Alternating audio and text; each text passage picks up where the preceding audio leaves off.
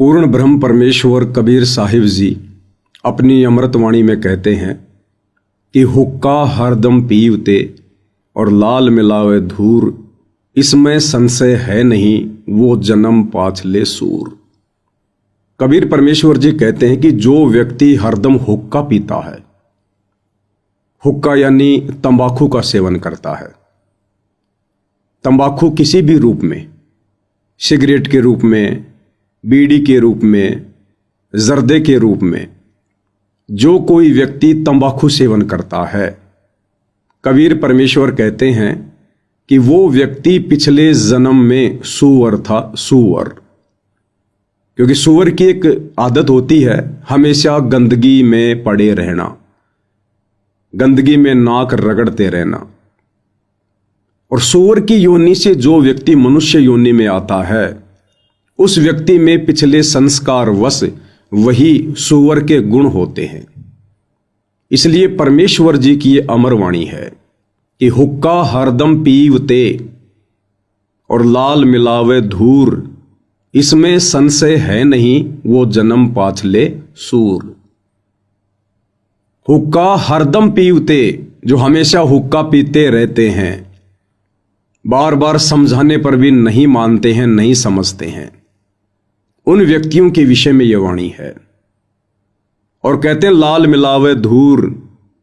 लाल एक कीमती वस्तु होती थी, जैसे वर्तमान में पैसा होता है, रुपया होता है, डॉलर होती है, यूरो होती है।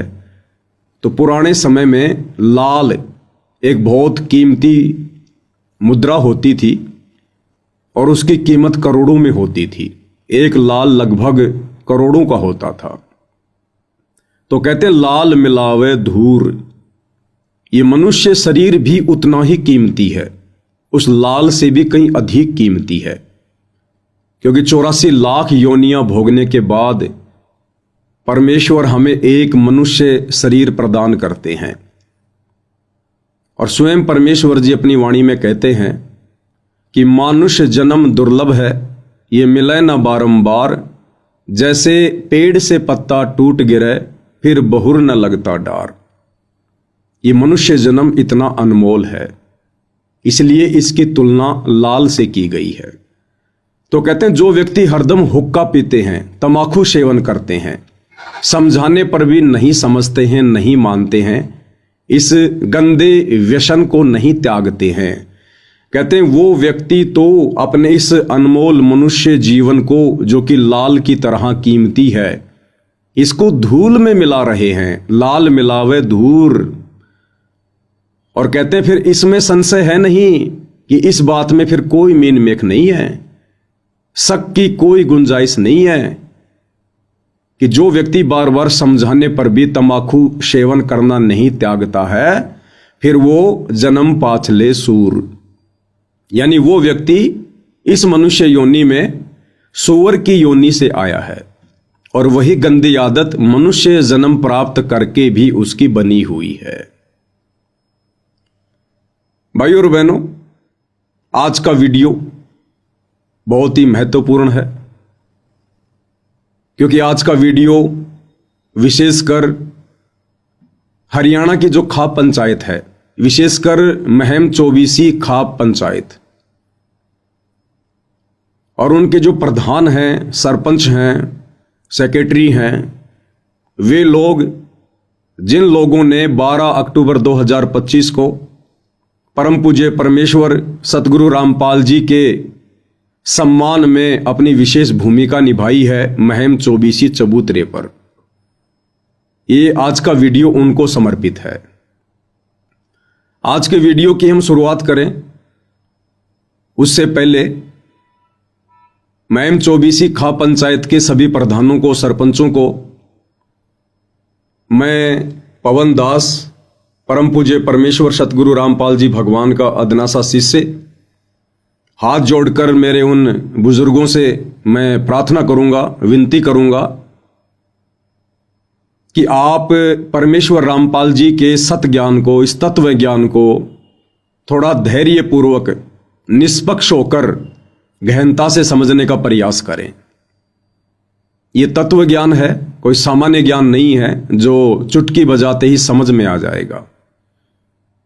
और आप सभी प्रधानों को मैं कहना चाहूंगा कि आप लोगों का दुर्भाग्य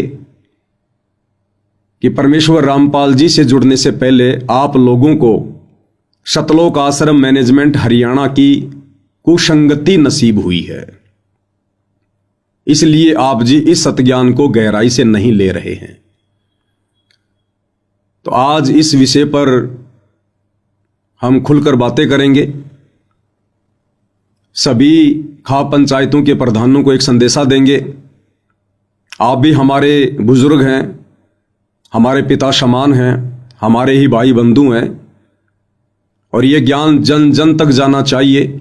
इस ज्ञान की पूरे विश्व को आवश्यकता है, लेकिन ये ज्ञान समझना इतना आसान नहीं है। तो आज के वीडियो की मैं शुरुआत करूं उससे पहले परम पूज्य परमेश्वर सतगुरु रामपाल जी भगवान की वंदना करते हैं, उनका जयकारा लगाते हैं। बंदी छोड़ सतगुरु रामपाल जी परमेश्वर जी की जय हो।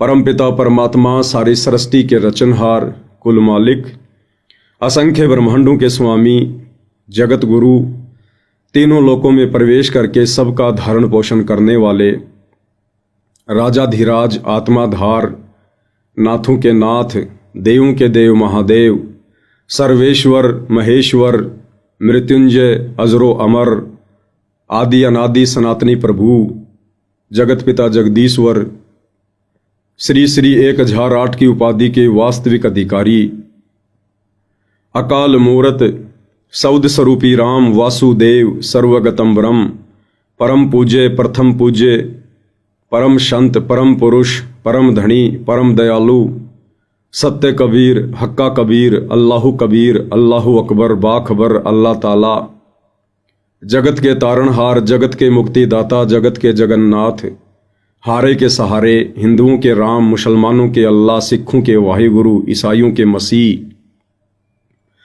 दया के सागर दयानिधि, करुणा के सागर करुणानिधि, स्वयंभू परिभू, संकट मोचन, कष्ट हरण, मंगल करण, दुख भंजन, अविगत कबीर, निर्विकार निर्विषम परमात्मा, अलय अलेख सतगुरु, आदि अनादि सतगुरु, असली मर्यादा पुरुषोत्तम, असली राम, असली कृष्ण, असली घनश्याम, असली मुरारी, राजाओं के राजा, महाराजाओं के महाराजा, शहंशाहों के शहंशाह, सम्राटों के सम्राट, भगवानों के भगवान, अल्लाहों के अल्लाह, प्रभुओं के प्रभु, मसीहों के मसीह, सच्चे वाहिगुरु, बाबाओं के बाबा, पीरों के पीर, सेठों के सेठ, जगत सेठ, सावड़सा सेठ, सर्वगुण संपन्न, अनंत कोटि कलाओं के स्वामी, अनंत कोटि ब्रह्मांडों के नायक, योगियों में महायोगी, ध्यानियों में महाध्यानी, सिद्धों में परम सिद्ध, ज्ञानियों में तत्व ज्ञानी, ब्रह्म ज्ञानी, महाज्ञानी, परम ज्ञानी, सर्वश्रेष्ठ ज्ञानी, विज्ञानी,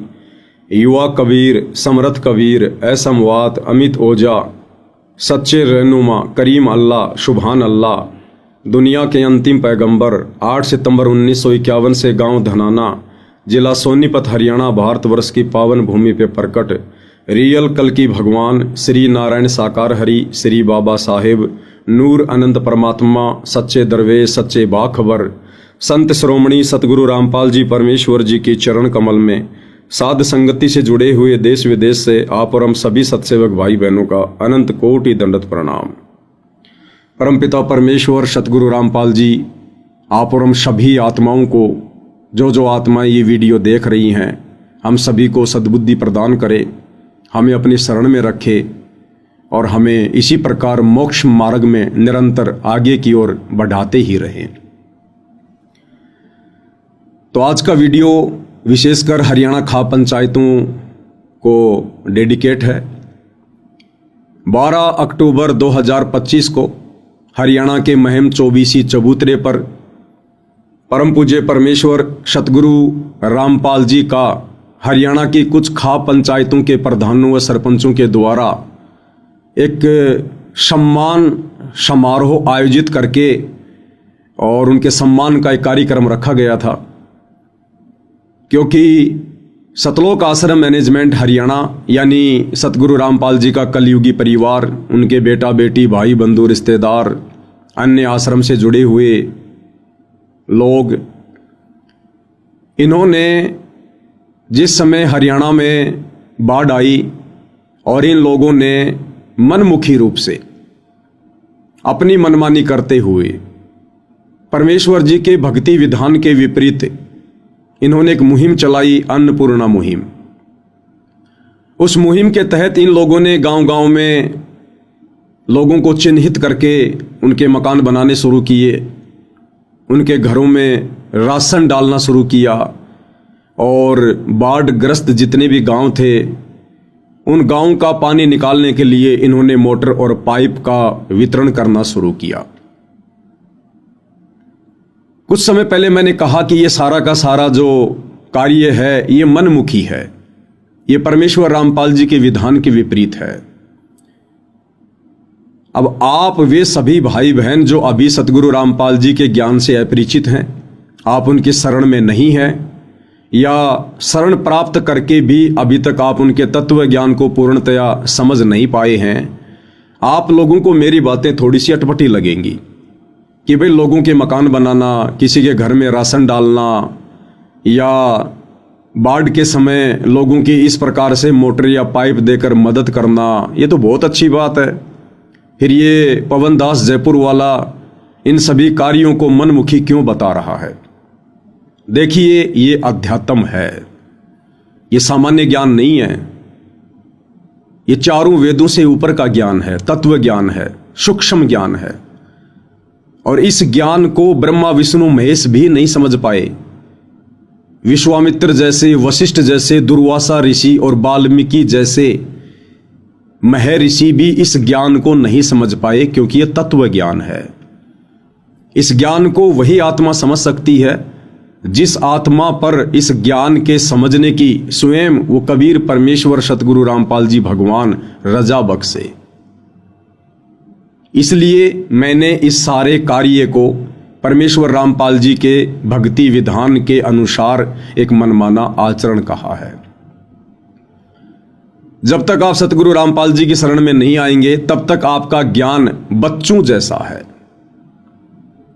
सामाजिक क्षेत्र में आप बहुत बड़े मंत्री हैं, संतरी हैं, प्रधानमंत्री हैं, राष्ट्रपति हैं, बिजनेसमैन हैं, आपने बड़ी बड़ी डिग्रियां ले रखी हैं, आप चाहे सुप्रीम कोर्ट के सुप्रीम जज हैं, लेकिन जब बात आएगी शास्त्र अनुकूल शत भक्ति मार्ग की, परमेश्वर रामपाल जी के तत्व ज्ञान की, जब बात आएगी पांचों वेदों के बाप सूक्ष्म वेद की, तो आप बड़े बड़े गणमान्य लोग भी, बड़े बड़े पदाधिकारी भी, मंत्री और संतरी भी, प्रधानमंत्री और जज भी इस ज्ञान के आगे फेल हो जाते हैं। उस समय आपकी बुद्धि अध्यात्म में एक बच्चे के जैसे काम करती है। तो जिस प्रकार से बहुत सारे बच्चे इकट्ठे हैं और एक बच्चे को शुगर है, डायबिटीज है, और शुगर के मरीज को डॉक्टर मना करता है मिठाई खाने से कि भैया अगर आपने मीठे का प्रयोग किया तो आप इस बीमारी से रिकवर नहीं हो पाओगे, आपकी समस्या और ज्यादा बढ़ जाएगी, आपकी मृत्यु भी हो सकती है। उस बच्चे को माता पिता के द्वारा समझा दिया जाता है कि बेटा आप चाहे घर में रहो, चाहे बाहर रहो, चाहे किसी आड़ोसी पड़ोसी के घर पर जाओ, यदि आपको कोई मीठा खाने को दे तो आपने बिल्कुल भी मीठा नहीं खाना है। डॉक्टर ने मना किया है, तुझे डायबिटीज है। इस बात से थोड़ा बहुत वो बच्चा भी परिचित होता है कि भाई मैं हॉस्पिटल में गया था, डॉक्टर ने मुझे इंजेक्शन लगाए, कभी पेट में कभी पैर में, बड़ी पीड़ा हुई थी और डॉक्टर ने मुझे सख्त मना किया था कि बेटा मीठा नहीं खाना। और वो बच्चा अपने अन्य साथियों के साथ में कहीं खेल रहा है गली में, गांव में, और बाकी बच्चे डायबिटीज से, शुगर से अपरिचित हैं, और वो बच्चे मिठाई लेकर कहें अपने उस साथी से कि भाई आप भी मिठाई खाओ, आप भी रसगुल्ले खाओ, और वो बच्चा उसको बार बार मना करे कि नहीं नहीं मैं मिठाई नहीं खा सकता, मुझे डॉक्टर ने मना कर रखा है। तो बाकी बच्चे क्या कहेंगे? वो बच्चे जो नादान हैं, जिन्हें शुगर जैसी भयंकर बीमारी का ज्ञान नहीं है, वो बच्चे तो यही कहेंगे कि तेरे को किस मूर्ख ने ये उल्टा पाठ पढ़ा दिया। अरे धरती पर ऐसा कौन सा डॉक्टर आ गया जो मीठा खाने को मना करता है? मीठा तो सबको अच्छा लगता है, और हम भी तो बच्चे हैं तेरे जैसे, हम भी तो मीठा खा रहे हैं, हमें तो कोई दिक्कत नहीं है।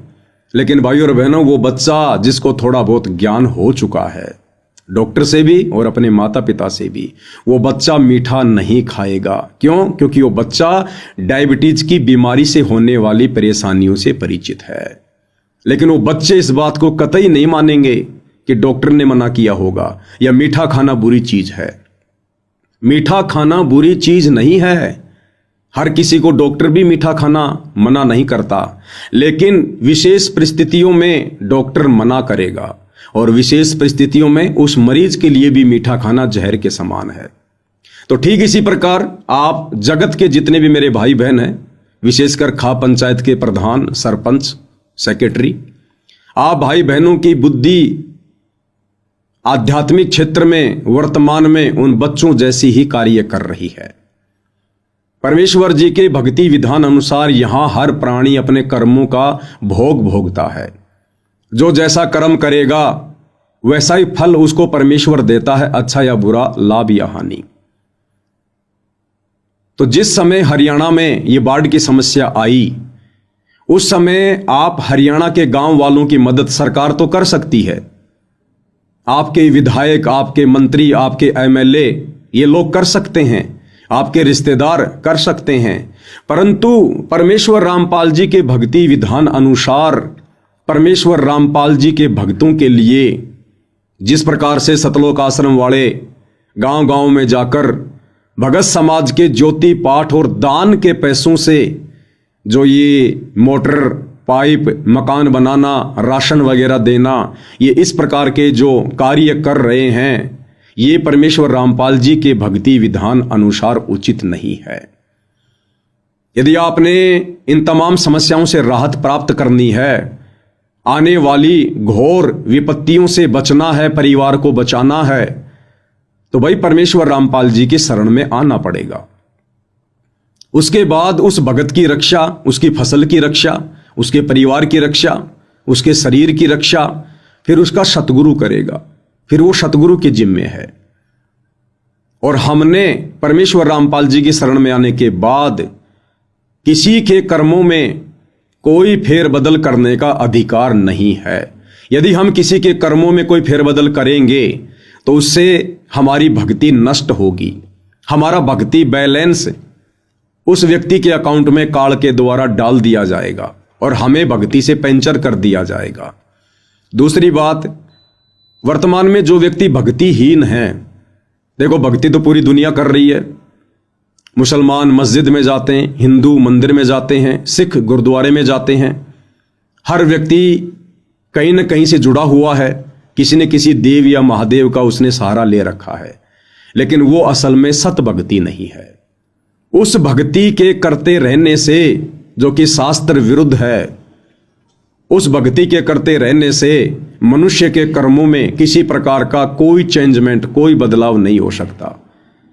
जब तक आप सच्चे गुरु की शरण में आकर शत भक्ति नहीं करेंगे, मर्यादाओं में रहकर नहीं करेंगे, तब तक आपके भाग्य में किसी भी प्रकार का कोई भी परिवर्तन नहीं हो सकता है। आपकी आंखों के सामने आपके बच्चे की मृत्यु होनी है तो होके रहेगी, आपका एक्सीडेंट होना है तो होके रहेगा।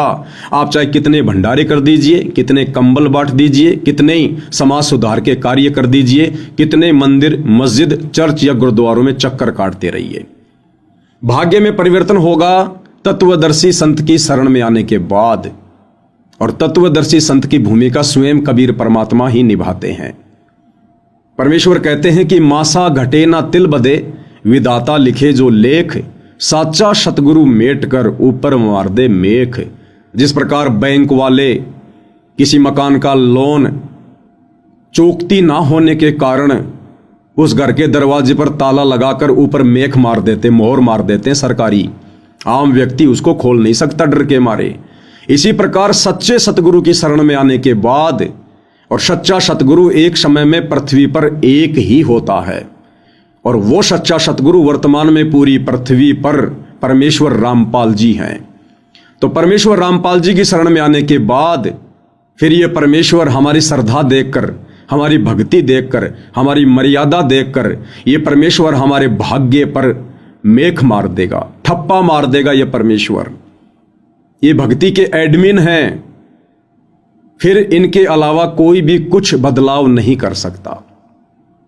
तो जब तक ये प्राणी सच्चे सतगुरु की शरण में आकर मर्यादा में रहकर शास्त्र अनुकूल सत भक्ति नहीं करता है, तब तक ये चाहे ब्रह्मा विष्णु महेश की गोद में जाके क्यों ना बैठ जाए, ये चाहे शहर का सबसे बड़ा मंदिर बनवाकर खुद ही उसका पुजारी बनकर क्यों ना बैठ जाए, इस व्यक्ति के भाग्य में, इसके प्रारब्ध में, इसके संस्कारों में, इसके कर्मों में किसी प्रकार का कोई बदलाव नहीं हो सकता है।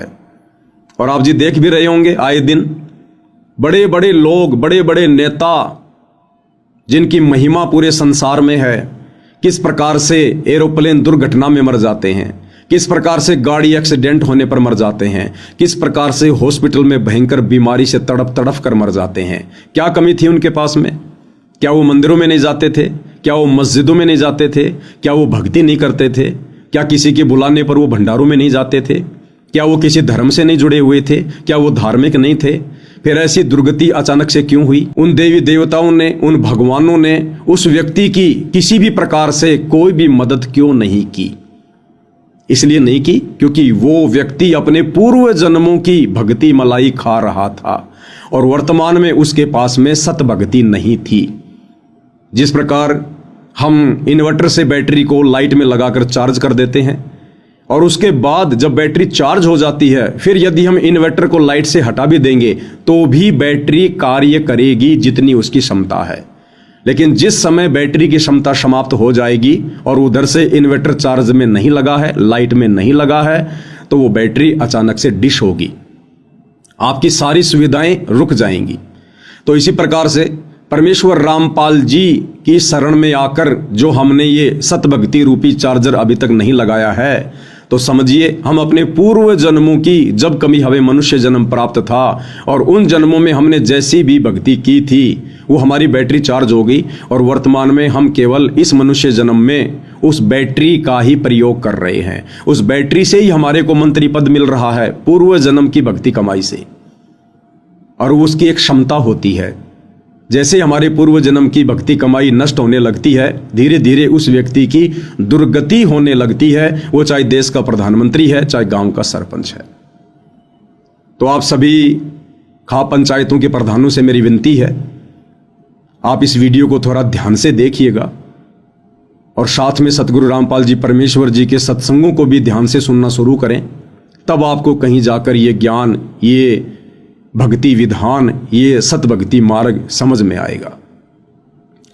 तो 12 अक्टूबर 2025 को महम 24 चबूतरे पर उन तमाम गांव वालों ने, खाप पंचायत के प्रधानों ने मिलकर सतगुरु रामपाल जी का सम्मान किया।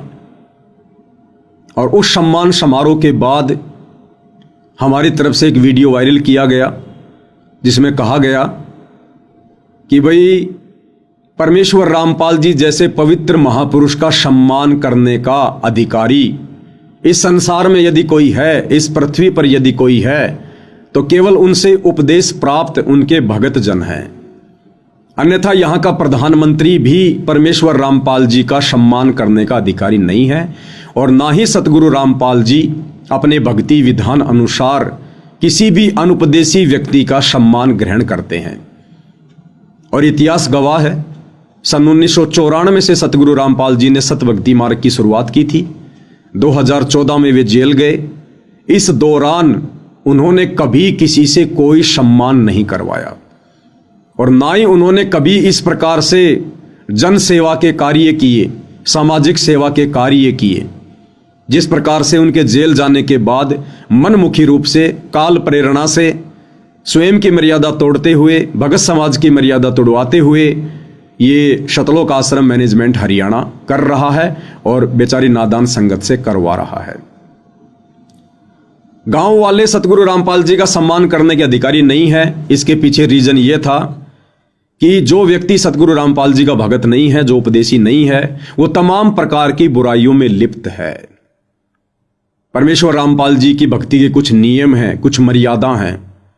उन मर्यादाओं में रहकर ही आप उनका सम्मान कर सकते हैं, अन्यथा आप अधिकारी नहीं है।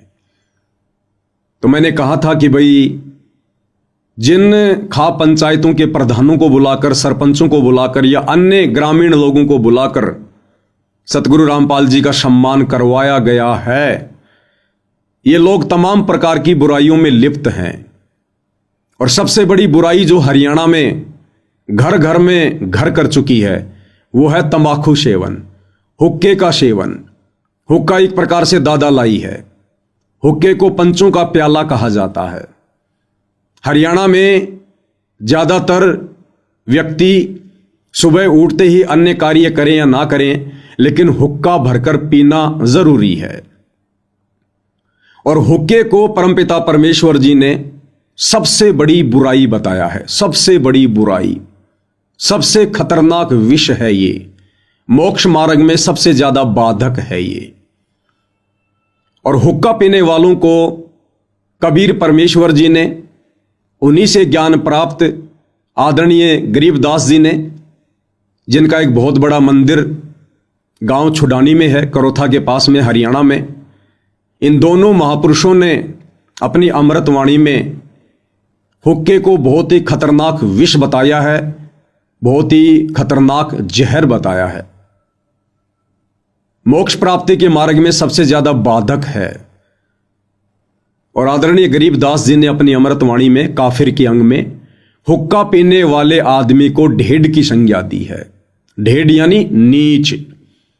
ढेड कोई जाति से संबंधित शब्द नहीं है। ढेड का मतलब होता है जो व्यक्ति नीच कर्म करता है, गलत कर्म करता है, वो चाहे किसी भी जाति से हो, किसी भी धर्म से हो, वो व्यक्ति ढेड की श्रेणी में है। तो आदरणीय गरीबदास जी ने हुक्का पीने वाले व्यक्तियों को ढेड आदमी की संज्ञा दी है।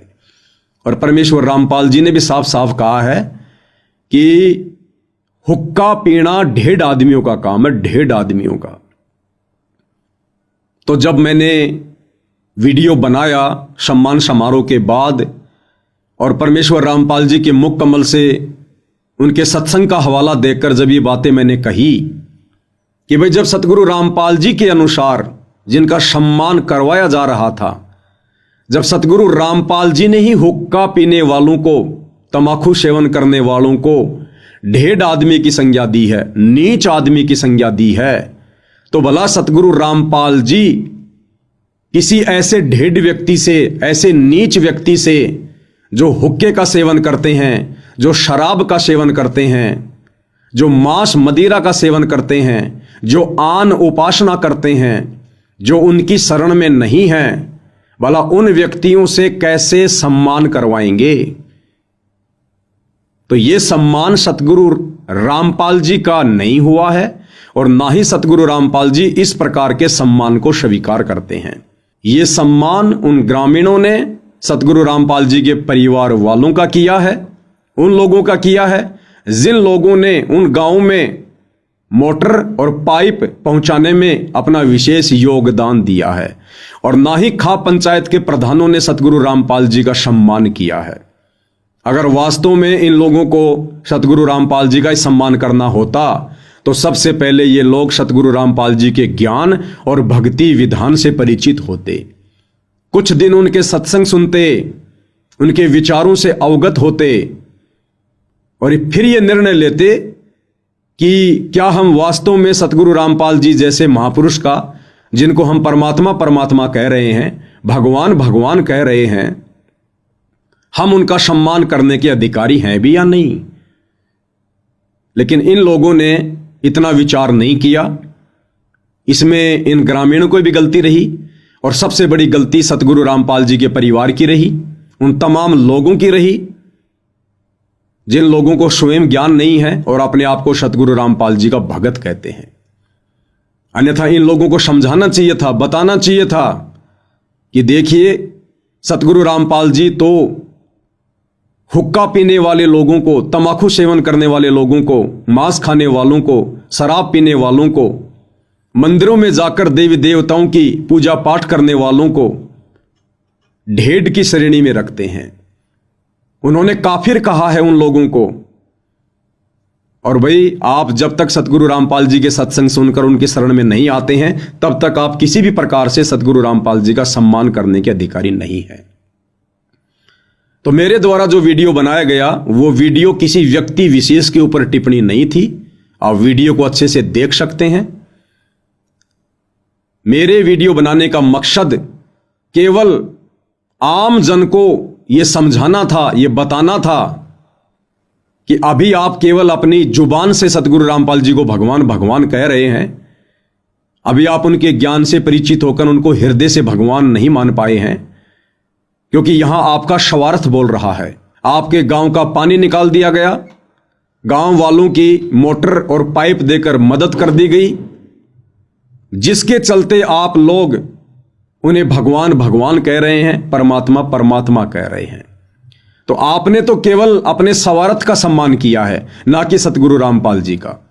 अगर आपने सतगुरु रामपाल जी का सम्मान करना होता तो या तो आप सीधे हिसार जेल में जाते, कोर्ट से परमिशन लेते और वहां जाकर आप उनका मान सम्मान करते, और वहां यदि सतगुरु रामपाल जी आप लोगों से अपना मान सम्मान करवाते तो फिर हमें कोई अधिकार नहीं था बीच में बोलने का, ना हम बोलते। और यदि कोर्ट से आपको हिसार जेल में जाकर सतगुरु रामपाल जी का मान सम्मान करने की परमिशन नहीं मिलती तो फिर आप लोगों ने इंतजार करना चाहिए था सतगुरु रामपाल जी का, उनके हिसार जेल से बाहर आने का। उसके बाद फिर आप जी उनके आश्रम में जाकर उनसे परमिशन लेकर आप उनका मान सम्मान करते। और यदि उस समय सतगुरु रामपाल जी आप लोगों से अपना मान सम्मान करवाते तो मुझ पवनदास को कोई ऑब्जेक्शन नहीं था किसी भी प्रकार का। लेकिन यदि उनके इस सतभक्ति मार्ग में गंदगी फैलाई जाएगी, गधे और घोड़ों की एंट्री की जाएगी, ज्ञानी और अज्ञानियों की एंट्री की जाएगी, तो भाई फिर बोलना हमारा फर्ज है, हमारा दायित्व है। और यह सम्मान 12 अक्टूबर 2025 को जो महम चौबीसी चबूतरे पर सतगुरु रामपाल जी का किया गया है, यह सम्मान यदि हरियाणा का सीएम करता या भारत का पीएम करता और यदि वो सतगुरु रामपाल जी की शरण में नहीं होता तो उनके विषय में भी ये पवनदास इसी प्रकार से वीडियो बनाकर भगत समाज को भी सचेत करता और अन्य जनमानस को भी सचेत करता, क्योंकि ये परमेश्वर जी का विधान है। अब आगे इस वीडियो में आपको महम चौबीसी खापों के जो प्रधान हैं, सेक्रेटरी हैं, उनके भी विचार सुनाएंगे। मेरा वीडियो देखने के बाद उन लोगों ने सतलोक आश्रम वालों के साथ में एक मीटिंग की, एक प्रेस कॉन्फ्रेंस बुलाई। अमर उजाला जैसे अखबारों में भी न्यूज आ चुकी है और इन्होंने अपना एक वीडियो भी वायरल किया है, जो वीडियो आगे आपको दिखाएंगे। इन कुछ एक लोगों ने मिलकर, जो आप इस स्क्रीन पर देख रहे हैं, रामपाल राठी जी हैं, सुभाष नंबरदार जी हैं, एक भाई उनके पास में बैठे हुए हैं, इन तमाम लोगों ने मिलकर एक वीडियो बनाया मुझ पवनदास के लिए।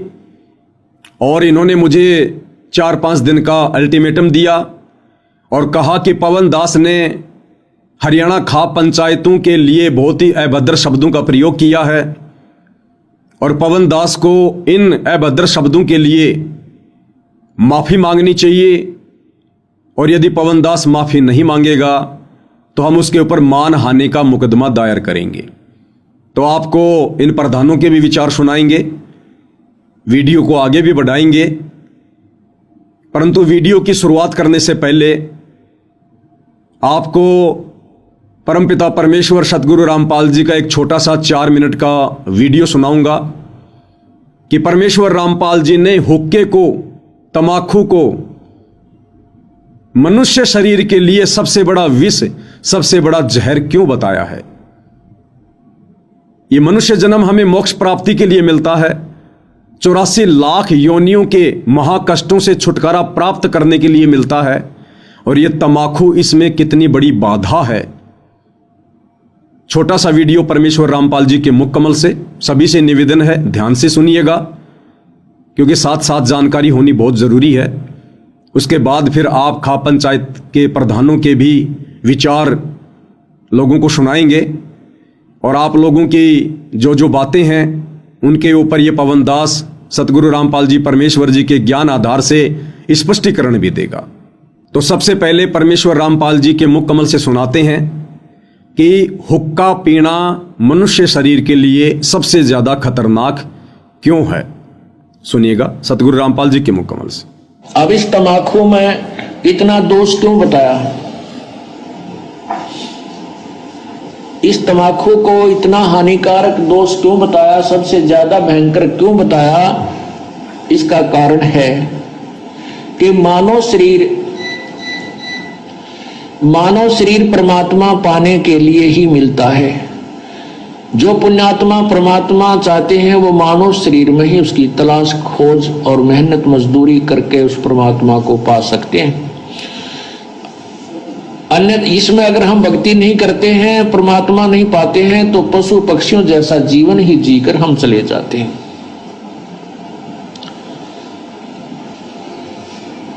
अब ये हमारे शरीर में कमल बने हुए हैं, कमल, इन कमलों में भगवानों का वास है। मूल कमल में गणेश जी, और स्वाद कमल में सावित्री ब्रह्मा जी, नाभि कमल में विष्णु और लक्ष्मी जी, हृदय कमल में शिव और पार्वती जी, और कंठ कमल में शेरा वाली दुर्गा जी। तो ऐसे जब हम ये तम्बाकू पीते हैं या सूंघते हैं, सूंघना भी पाप है, तो उसकी वासना हमारे शरीर में बने हुए कमलों में जाती है और वहां विराजमान भगवानों को परेशान करती है, उनको दुख पहुंचाती है, वो बहुत दुखी होते हैं। अब जैसे रिश्तेदार आ जावे और उसको कमरे में बैठा के अच्छी रोटी खाना खुना खिला के, और उससे मैं एक छोटे से कमरे में ही और धुआं कर दे, तो क्या कहेगा कि अच्छे नाला कहाँ फंसा है, मैं मर गया धुएं में, तो नाराज होकर चला जाएगा, बात बिगड़ेगी। और दूसरा ये है कि जैसे हम तम्बाकू का प्रयोग करते हैं, धुआं बाहर छोड़ते हैं, आप देखिएगा हुक्का पीने वाले के हाथ पर भी निशान पड़ जाता है, और हुक्के की जो वो पाइप होती है उसको भी दूसरे तीसरे दिन साफ करते थे हमारे, देखे हमने बुजुर्ग, तो उसमें इसी मोटी मोटी पापड़ी सी उतरती थी, इतना मैल जम जाता था, उसमें गज लगा लगा कर उसको साफ करते थे, धोते थे। इसी प्रकार हमारे शरीर में ये इला, ये पिंगला, अब ये इला बाया जो अंग बाया नाक है इसको इला कहते हैं और दाया को पिंगला कहते हैं। ये इला और पिंगला इन नाकों से संबंधित आगे जाके दो नाड़ियां हैं और इन दोनों के बीच में तीसरी सुषुम्ना नाड़ी है, और उस सुषुम्ना को खोल करके ये प्राणी अंदर चलता है, फिर कमलों से होता हुआ फिर त्रिकुटी पर पहुंचता है। और तम्बाकू सबसे पहला काम क्या बिगाड़ता है कि उस सुषुम्ना के जरा से सुराख को और बंद कर देता है, उसको जाम कर देता है, इस मनुष्य जीवन को बर्बाद कर देता है। जब ये मनुष्य जीवन के इस अनमोल शरीर को कंडम कर देता है, उस सुराख को ही बंद कर देता है जिससे परमात्मा मिलना है, इसलिए तम्बाकू सबसे भयंकर और पापदायक है। तो भाई और बहनों, आपने सुना परमपिता परमेश्वर सतगुरु रामपाल जी के मुख कमल से कि तम्बाकू सेवन करना, हुक्के के रूप में, सिगरेट के रूप में, बीड़ी के रूप में या हुल्ला सूंघना, ये कितना खतरनाक है मनुष्य शरीर के लिए। ये मनुष्य शरीर परमेश्वर ने हमें मुक्ति के लिए दिया, मोक्ष प्राप्ति के लिए दिया, और यदि इस शरीर को प्राप्त करके काल प्रेरणा से यदि हम हुक्के का सेवन करते हैं, बीड़ी सिगरेट का सेवन करते हैं, तो इस मनुष्य शरीर में जो 10वां द्वार है, सुषुम्ना द्वार, ये धुआं उसको अवरुद्ध कर देता, उसको बंद कर देता है, और ये काल करवाता है, मन में कुप्रेरणा करके करवाता है। अन्यथा तम्बाकू कितना कड़वा होता है। प्रथम बार जब कोई व्यक्ति इसको पीता है तो किस प्रकार से आंखों से आंसू आते हैं, उल्टियां आती हैं, क्योंकि हमारे शरीर की जो प्रकृति है वो इस जहर को स्वीकार नहीं करती है, परंतु काल प्रेरणा से धीरे धीरे धीरे धीरे कुसंगति में पड़कर हम इसके आदी हो जाते हैं। ये काल करवाता है हमारे 10वें द्वार सुषुम्ना द्वार को बंद करवाने के लिए, क्योंकि सुषुम्ना द्वार से जब हमारा शरीर छूटता है तो आत्मा ऊपर की ओर प्रस्थान करती है। इसलिए परमात्मा ने मुक्ति के मार्ग में सबसे ज्यादा खतरनाक विष इस तमाकू को बताया, हुक्के को बताया। और जो व्यक्ति समझाने पर भी हुक्का नहीं छोड़ता है, नहीं त्यागता है, उस व्यक्ति को फिर आदरणीय गरीबदास जी ने, कबीर परमेश्वर जी ने ढेड आदमी की संज्ञा दी है, नीच आदमी की संज्ञा दी है, उसको काफिर कहा है, जो अपने अनमोल मनुष्य जीवन को बर्बाद करने की दिशा में आगे बढ़ रहा है। आप सभी खाप पंचायतों के प्रधानों से विनती है, ये वीडियो आप निष्पक्ष होकर देखिए।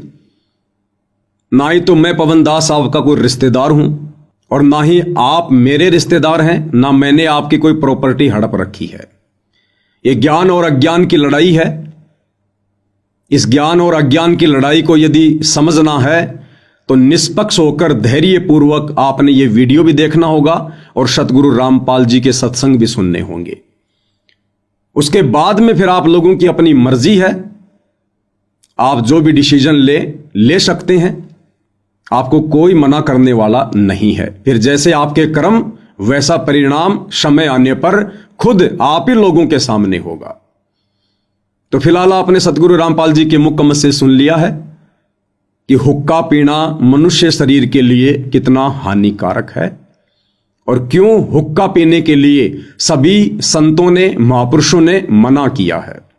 अब भाइयों और बहनों, आपको हरियाणा खाप पंचायत के इन प्रधानों का वीडियो दिखाते हैं, जो वीडियो इन लोगों ने सतलोक आश्रम वालों के साथ मिल बैठकर बनाया है।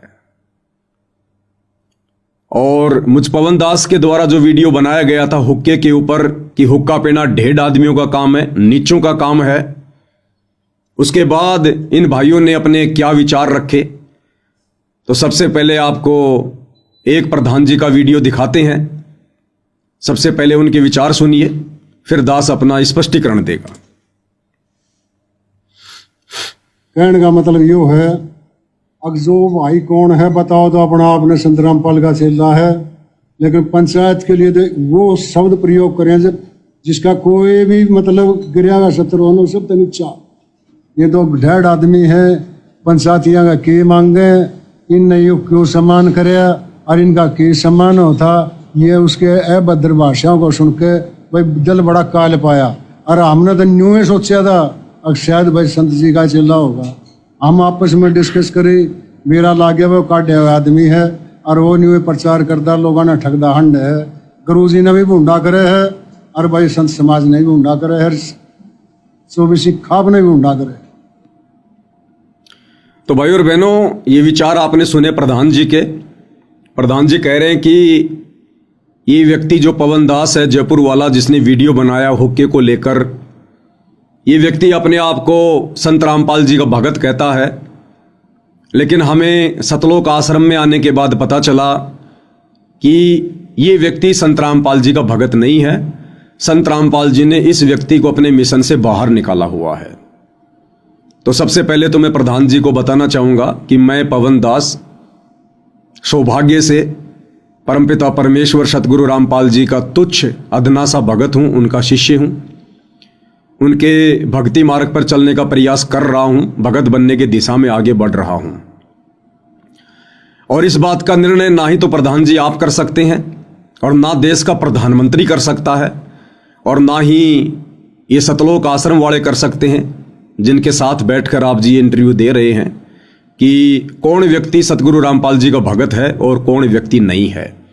इस बात का निर्णय तो दो ही प्रकार से हो सकता है, या तो स्वयं सतगुरु रामपाल जी परमेश्वर इस बात का निर्णय करें, या फिर जो व्यक्ति सतगुरु रामपाल जी की शरण में है, उनके भक्ति विधान से और उनकी मान मर्यादाओं से जो परिचित हैं, वही व्यक्ति ये बता सकता है, निर्णय दे सकता है कि सत भक्ति विधान के अनुसार कौन व्यक्ति सतगुरु रामपाल जी का शिष्य कहलाने का अधिकारी है और कौन व्यक्ति नहीं है।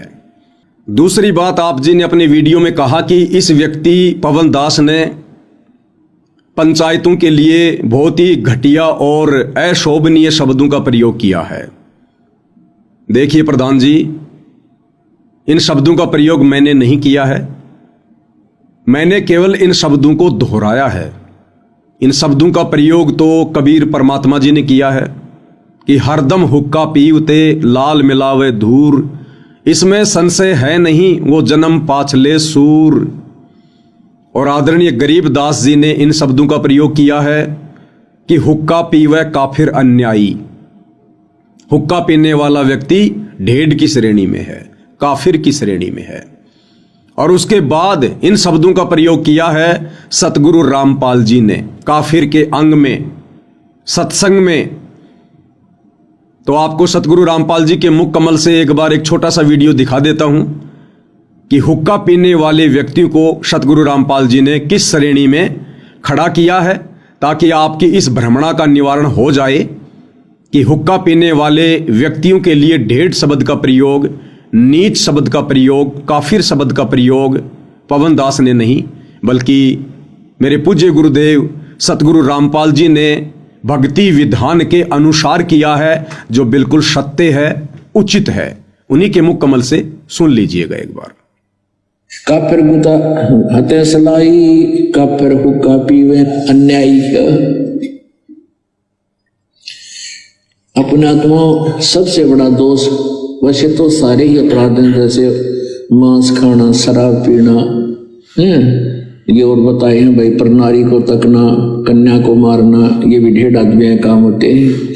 लेकिन हुक्का पीना भी ढेर ढंग का काम बता रखा है, लेकिन हुक्का पीना भी ढेर ढंग का काम बता रखा है, लेकिन हुक्का पीना भी ढेर ढंग का काम बता रखा है।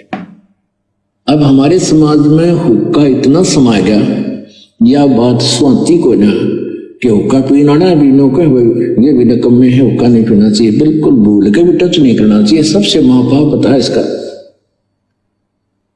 तो सतगुरु रामपाल जी परमेश्वर जी ने अपने प्रवचनों में, अपने सत्संगों में बिल्कुल क्लियर कर दिया है कि हुक्का पीना ढेर आदमियों का काम है, नीच आदमियों का काम है, जो अपने इस अनमोल मनुष्य जीवन को बर्बाद कर रहे हैं। 84 लाख योनियां भोगने के बाद परमेश्वर कबीर देव हमें एक मनुष्य जन्म देता है, और ये मनुष्य जन्म केवल भक्ति के लिए मिलता है, और भक्ति में ये समस्त बुराइयां त्यागनी पड़ती हैं, और ये हुक्का पीना सबसे ज्यादा बाधक बताया है। तो हुक्का पीने वालों के लिए ढेड़ शब्द का प्रयोग, नीच शब्द का प्रयोग पवन दास ने नहीं, बल्कि सतगुरु रामपाल जी के सत्संग सुनकर उनके भक्ति विधान अनुसार किया है। और इस श्रेणी में हुक्का चाहे देश का प्रधानमंत्री पीता हो, हुक्का चाहे देश की आम जनता में कोई नागरिक पीता हो, या चाहे आप हरियाणा खाप पंचायत के प्रधान पीते हो, इस श्रेणी में सभी लोग हैं। परमेश्वर का विधान सभी के ऊपर समान रूप से लागू होता है। परमात्मा समदृष्टि होते हैं, निष्पक्षी होते हैं, उनका विधान सर्व प्राणियों पर समान रूप से लागू होता है। तो हुक्का पीने वाला व्यक्ति जिसको ढेड़ की श्रेणी में बताया गया है, वो चाहे देश का प्रधानमंत्री हो जो हुक्का पीता है, या देश का आम नागरिक हो जो हुक्का पीता है, दोनों ही इस श्रेणी में आते हैं। तो आपके द्वारा यह कहना कि खाप पंचायतों पर अशोभनीय शब्दों का प्रयोग किया गया है, ऐसे ऐसे घटिया शब्दों का प्रयोग किया गया है, ये आप जी का आधा अधूरा ज्ञान बोल रहा है। मैंने केवल हुक्का पीने वाले व्यक्तियों के लिए सतगुरु रामपाल जी के सत्संगों को आधार बनाकर उनके भक्ति विधान अनुसार ढेड़ शब्द का प्रयोग किया गया है, जिस शब्द का प्रयोग अभी आपने सतगुरु रामपाल जी के मुख कमल से भी करते हुए सुन लिया है। अब ये हुक्का इतना खतरनाक और क्यों है? मनुष्य शरीर के लिए, मोक्ष प्राप्ति के लिए ये हुक्का इतना बाधक क्यों है? और कितने बड़े बड़े इसके अवगुण हैं? अभी तो आप लोगों ने केवल इतना ही सुना है कि हुक्का पीना ढेड़ आदमियों का काम है, नीचों का काम है, हुक्का पीने वाला काफिर है। अब आगे आप परमेश्वर रामपाल जी के मुख कमल से और कबीर परमात्मा जी की एक वाणी के ऊपर जब सत्संग सुनेंगे तो आपको पता चलेगा कि ढेड और काफिर शब्द तो बहुत छोटा है हुक्का पीने वालों के लिए। परमेश्वर रामपाल जी कहते हैं कि 100 नारी जारी करे सुरापान 100 बार, एक चिलम हुक्का भरे वो डूबे काली धार।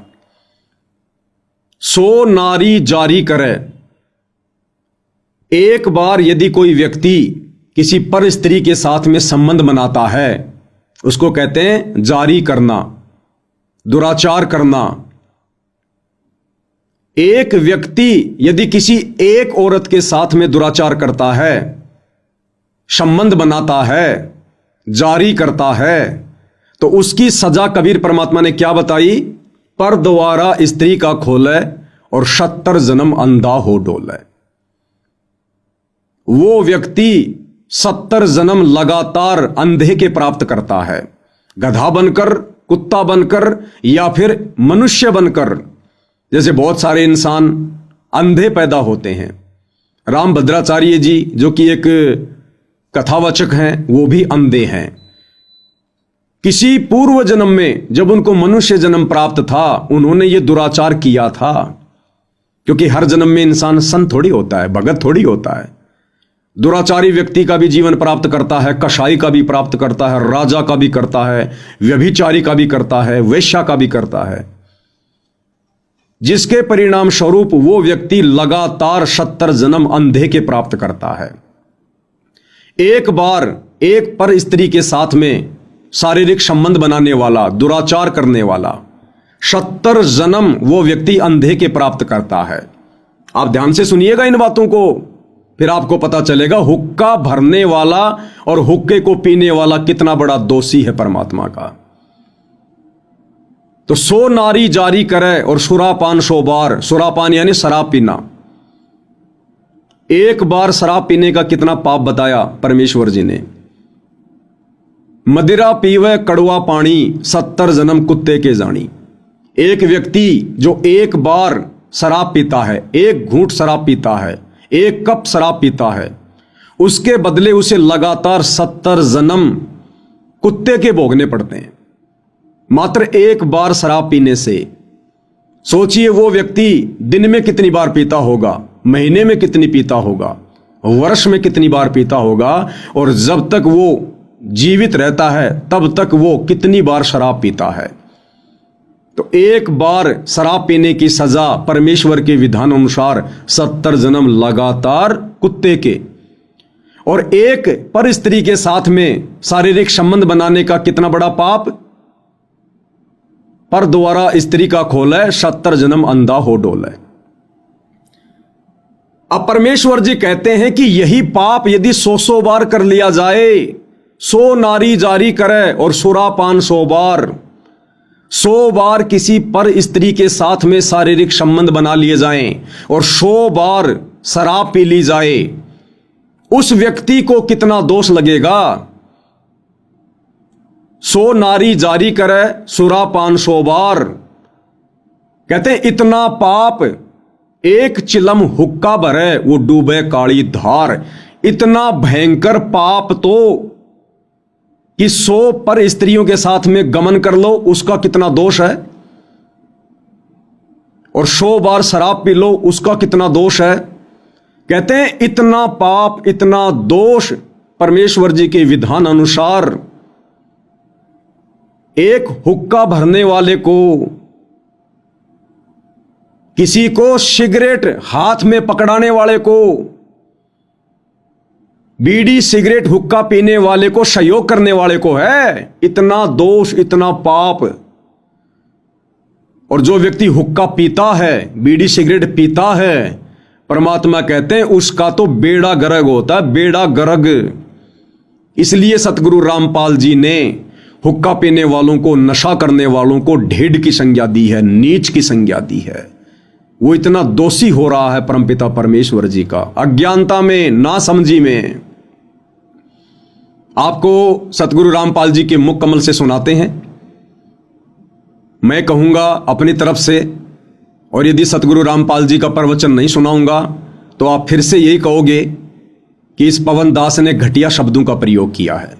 तो सतगुरु रामपाल जी के मुख कमल से सुनकर फिर आप जी विचार कर लेना कि अगर ये शब्द घटिया हैं तो ये घटिया शब्द पवन दास ने कहे हैं या फिर सतगुरु रामपाल जी परमेश्वर जी ने कहे हैं। तो सुनिए उन्हीं के मुख कमल से कि 100 नारी जारी करे सुरापान शोबार और एक चिलम हुक्का भरे वो डूबे काली धार।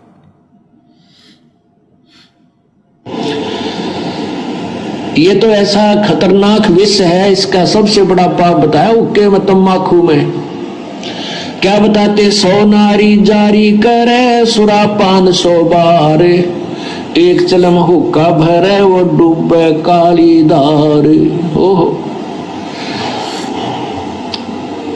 एक परत्रिया के पास गमन करने का कितना पाप बताते हैं। पर द्वारा स्त्री का खोले 70 जन्म अंधा हो डोले, मदरा पीवे कड़वा पानी 70 जन्म स्वान के जानी। और फिर कहते सुरापान मदमासा हारी, गमन करे भोग पर नारी 70 जन्म कटेंगे शीसम, साक्षी साहेब है जगदीशम। परमात्मा आदरणीय गरीबदास साहेब जी अपने भगवान कबीर साहब को साक्षी रख के कह रहे हैं कि जो विकार तुम कर रहे हो ये कितने भयंकर हैं। क्या बताया है कि मदरा पीवे कड़वा पानी और 70 जन्म कुत्ते के जानी। जो शराब पीते हैं एक बार उसके 70 जन्म कुत्ते के होंगे, कंटिन्यूसली 70 जन्म। ओए होए। और फिर क्या कहते हैं? सुरापान मदमासा हारी। सुरापान कहते हैं शराब पीने वाला, शराब पीता है जो, और मांस आहार करता है। और गमन करे भोग पर नारी, जो दूसरे की पत्नी के पास दुराचार करता है, तो उनके साथ क्या बनेगी? 70 जन्म कटेंगे शीसम, साक्षी साहेब है जगदीशम। उन लोगों के 70 जन्म शीश कटेंगे, कि तो बकरा बनेगा, कि तो मुर्गा बनेगा, कि तो वैसे, कि तो गंडासी में आकर कटेगा, कि तो थ्रेसर में आकर नाड़ आ जाएगी। यानी दुर्गति से मौत होगी, बुरे जन्म होंगे। उसके लिए बताते हैं कि 100 नारी जारी करे सुरापान 100 बार। ओए होए। मदरा पीवे कड़वा पानी, शराब पीवे उसके 70 जन्म कुत्ते के होंगे। और ये 100 बार पीने वाला 100 बार पी ले और 100 बार पर नारी गमन कर ले, उनको कितना पाप हो जाएगा? बहुत ज्यादा। कहते उन सबको मिलाकर एक हुक्का पीने वाले को, एक हुक्का भरने वाले को पाप है। पीने वाले गेला तक के बनेगी, क्या बुरा हाल होगा उसका जो केवल भरकर देता है, पीने का सहयोग देता है, उसकी ये दुर्गति। और पीने वाले का तो पता नहीं कितना जुल्म होगा उसके ऊपर। सुरापान 100 नारी जारी करे सुरापान 100 बार, एक चिलम हुक्का भरे वो डूबे काली धारी। इसलिए मना करते हैं कि तुम हुक्का भी भर के मत देना। उन जो पाप कमा रहे हैं स्वयं भी नरक में जा रहे हैं और उसमें सहयोगी बना रहे हैं अपने पुत्र पुत्रियों को, पौत्र पौत्रियों को या पुत्र वधुओं को भी आजकल हुक्का भरवाने लगे। तो प्रधान जी आपने सुन लिया होगा सतगुरु रामपाल जी के मुख कमल से कि हुक्का भरने वाले को कितना दोष है, कितने जन्म वो लगातार कुत्ते के प्राप्त करेगा, कितने जन्मों तक लगातार उसके सिर कटेंगे और मोक्ष से वंचित होगा, 84 में जाएगा। और सतगुरु रामपाल जी तो किसी को हुक्का भरकर देने से भी मना करते हैं। तो सोचिए फिर ऐसे व्यक्तियों से सतगुरु रामपाल जी कैसे अपना मान सम्मान करवाएंगे। और क्या ऐसे व्यक्ति ऐसे परम संत का, पवित्र महापुरुष का मान सम्मान करने का अधिकारी है? अरे आप अपने आप को पंचायती कहते हैं, प्रधान कहते हैं, सरपंच कहते हैं कि पहले हम ही लोग न्याय किया करते थे। तो पंचायतियों का काम होता है दोनों तरफ की बातें सुनकर निष्पक्ष होकर न्याय करना। अब बताइए सरपंच जी, प्रधान जी, सतगुरु रामपाल जी तो हुक्का पीने वालों को ढेड़ कह रहे हैं, नीच कह रहे हैं, काफिर कह रहे हैं, और कितना उनको दोष लगेगा। हुक्का भरने के लिए भी मना करते हैं। तो बताइए सतगुरु रामपाल जी फिर हुक्का पीने वालों से, हुक्का पीने में किसी का सहयोग करने वालों से, शराब पीने वालों से, मांस खाने वालों से भला कैसे अपना मान सम्मान करवाएंगे? इसलिए वो वीडियो बनाया गया था ताकि आगे से इस प्रकार का कोई झूठा मान सम्मान करके आप जी संत के परमात्मा के दोषी ना बने। अब प्रधान जी, ये आपका दुर्भाग्य, जो बातें आपको इस वीडियो के माध्यम से सुनने को मिल रही हैं, आप लोगों का दुर्भाग्य कि ये सारी बातें आपको इन सतलोक आश्रम वालों ने नहीं बताई, नहीं समझाई, क्योंकि ये लोग काल प्रेरित हैं। इनका काम किसी का उद्धार करना नहीं है, किसी का आत्म कल्याण नहीं है। अन्यथा ये इन लोगों की नैतिक जिम्मेदारी बनती थी। यदि आप लोगों ने मान सम्मान की बात को रखा कि भाई हम संत रामपाल जी का मान सम्मान करना चाहते हैं, तो ये इन आश्रम वालों की नैतिक जिम्मेदारी बनती थी कि प्रधान जी बहुत अच्छी बात है आपने ये सोचा, परंतु इस भक्ति विधान अनुसार संत रामपाल जी की कुछ मर्यादाएं हैं, कुछ नियम हैं, हम उनका उल्लंघन नहीं कर सकते। अगर आपने वास्तव में उनका मान सम्मान करना है तो सबसे पहले आप उनके सत्संग सुनिए, उनके नियम और मर्यादाओं से परिचित हो जाइए। और प्रधान जी, ना ही कभी सतगुरु रामपाल जी ने किसी से अपना मान सम्मान इस प्रकार से करवाया है, और ना संत कभी मान सम्मान के भूखे होते हैं। फिर भी यदि आप उनका मान सम्मान करना चाहते हैं तो सबसे बड़ा मान सम्मान यही है कि आत्म कल्याण के लिए, मोक्ष दिलवाने के लिए, जगत का उद्धार करने के लिए जगत के तारणहार सतगुरु रामपाल जी धरती पर आए हुए हैं। आप इनके सत्संग सुनकर इनको पहचानिए, इनकी शरण में आइए, और आप इन तमाम हुक्के जैसी, शराब जैसी बुराइयों को त्याग कर उनसे उपदेश लेकर आत्म कल्याण के मार्ग में आगे बढ़िए। यदि आप अपना आत्म कल्याण करवा लेते हैं तो ये सतगुरु रामपाल जी का आप जियों की तरफ से, आपके गांव की तरफ से सबसे बड़ा सम्मान होगा। क्योंकि सतगुरु रामपाल जी कहते हैं, आत्म प्राण उद्धार ही और धर्म नहीं दूजा। यदि कोई आत्मा परम संत से उपदेश लेकर अपनी आत्मा का कल्याण करवा लेती है, मोक्ष करवा लेती है, इससे बड़ा कोई धर्म नहीं है, कोई धर्म नहीं है। या फिर कोई किसी आत्मा का उद्धार करवा दे संत की शरण में लगाकर, उससे बड़ा कोई धर्म नहीं है। तो ये आप खाप पंचायत के प्रधानों का, सरपंचों का दुर्भाग्य कि आप लोगों को सीधे तौर पर काल के द्वारा भेजे गए एजेंट इन सतलोक आश्रम वालों से सतगुरु रामपाल जी के कलयुगी बेटा बेटी, भाई बंधु, रिश्तेदारों से मिलने का ये दुर्भाग्य प्राप्त हुआ। आपको इनकी कुसंगति प्राप्त हुई, क्योंकि ये लोग भी मान बढ़ाई के भूखे हैं, इनको भी अपना मान सम्मान चाहिए। ये भी अहंकार में घूमते फिर रहे हैं, इन्हें भक्ति और भगवान से कोई लेना देना नहीं है। नाम दीक्षा लेते कोई भगत नहीं बन जाता है। भगत वो होता है जो भगवान की शिक्षाओं पर चले, संत का शिष्य वो होता है जो संत की शिक्षाओं पर चले, और ये लोग संत की एक भी शिक्षा पर खरे नहीं है। तो ये आप लोगों का दुर्भाग्य रहा। अन्यथा मैंने तो वही बातें कही हैं जो बातें सतगुरु रामपाल जी ने कही हैं।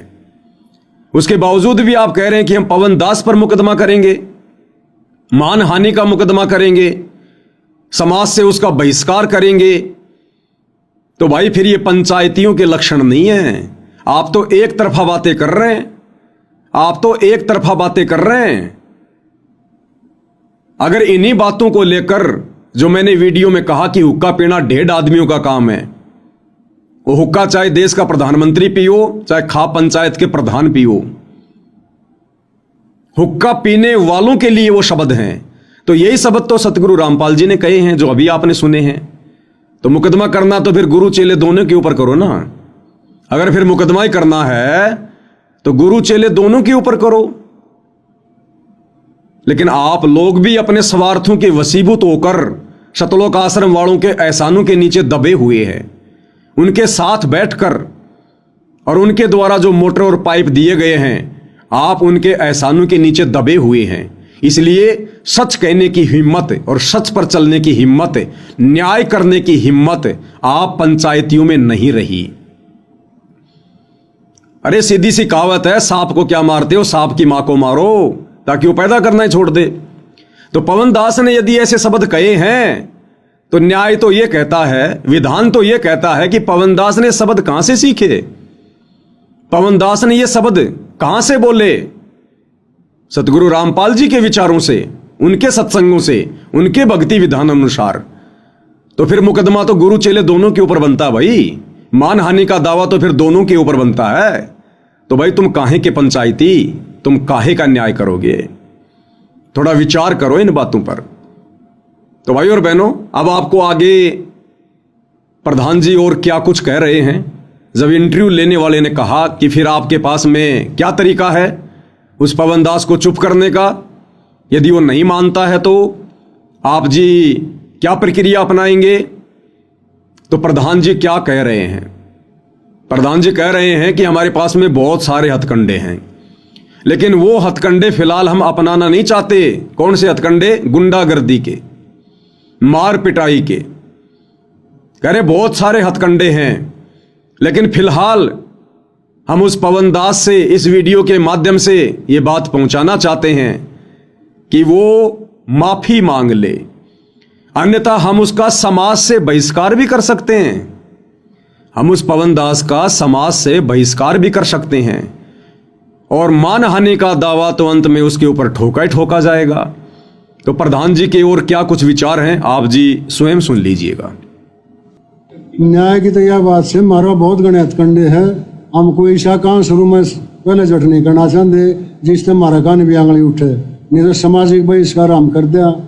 भाई इतना कानून कार्रवाई हम कर सका, हम हर चीज में सक्षम है, लेकिन उसने 5-4 दिन का टाइम दिया है। सार्वजनिक रूप से आ गए और माफी मांगे तो ठीक है, नहीं उसके खिलाफ जो मानहानि का दावा हम जरूर गिराएंगे।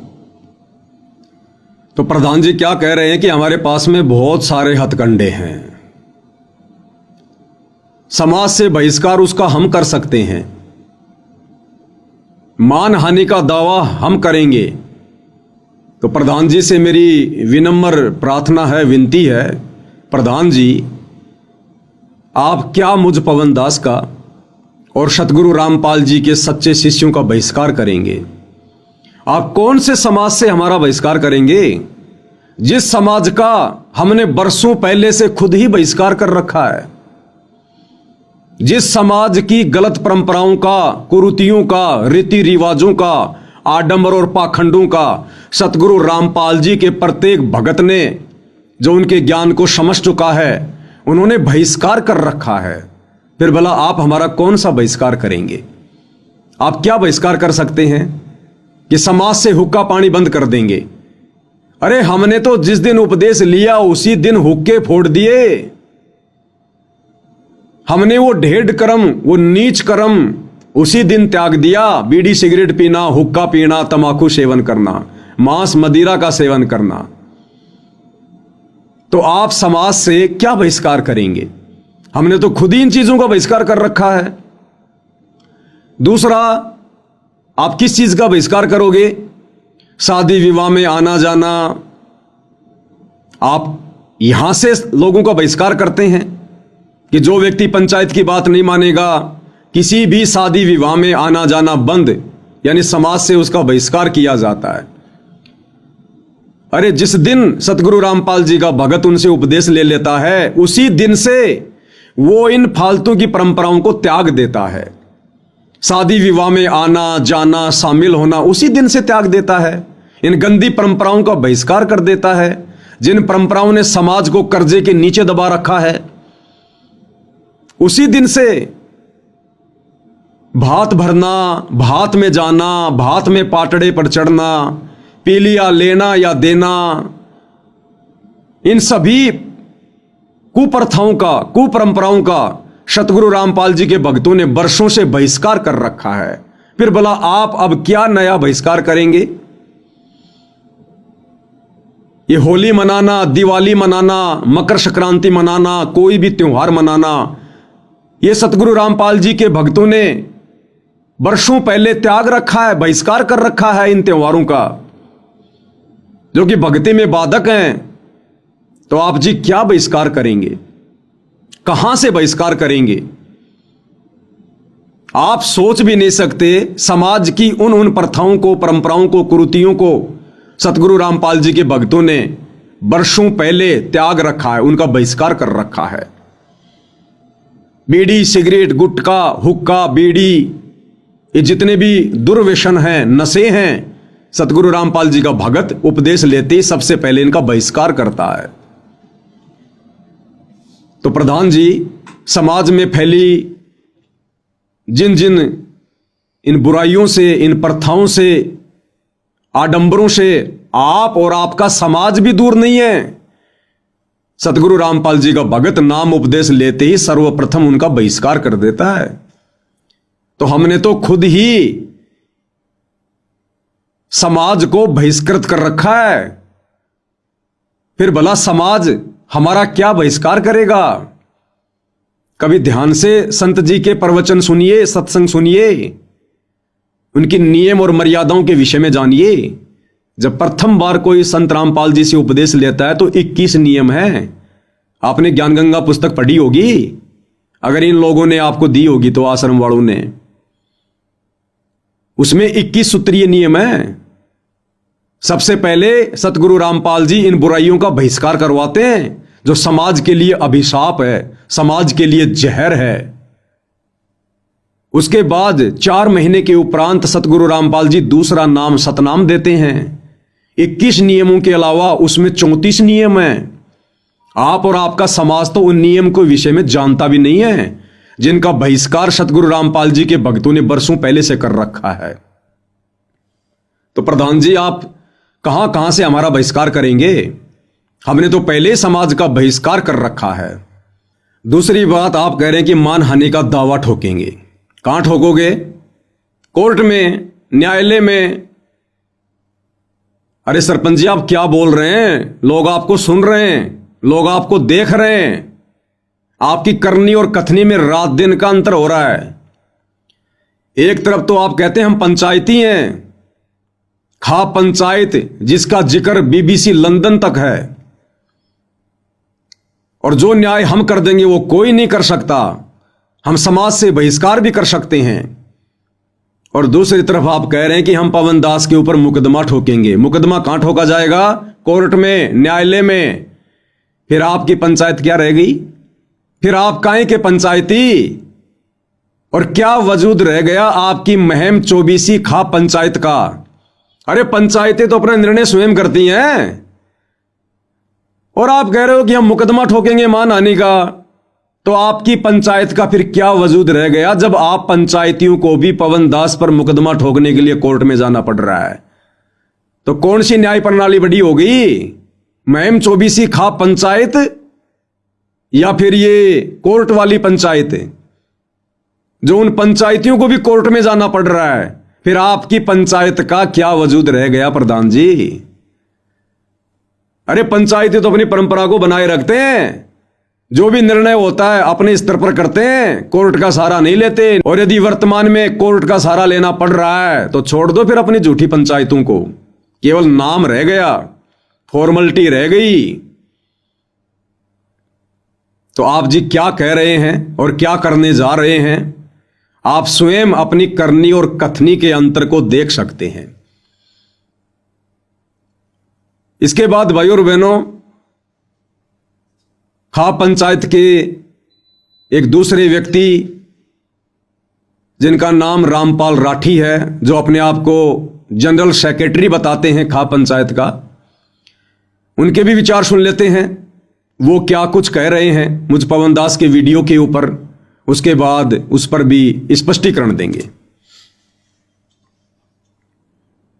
मैं रामपाल राठी 24 सर्व खा पंचायत का जनरल सेक्रेटरी। 2 दिन से विशेष वीडियो लोगों ने हमारे पास फोन भी किए, वीडियो भी दिखाई। को पवन दास नाम का व्यक्ति है, महाराज जी की भी फोटो कैल से उठा लेता है और ये कहता है भाई ये हुक्का तो पंचायत का दादा लाई है, ये पियोगे। और हुक्का पीने वाले नीच होते हैं, ढेड होते हैं, घटिया होते हैं। इस प्रकार से जो उन्होंने बातें की हैं, ये 24 खाब जो है ऑल इंडिया क्या BBC लंदन तक इसकी चर्चाएं थी।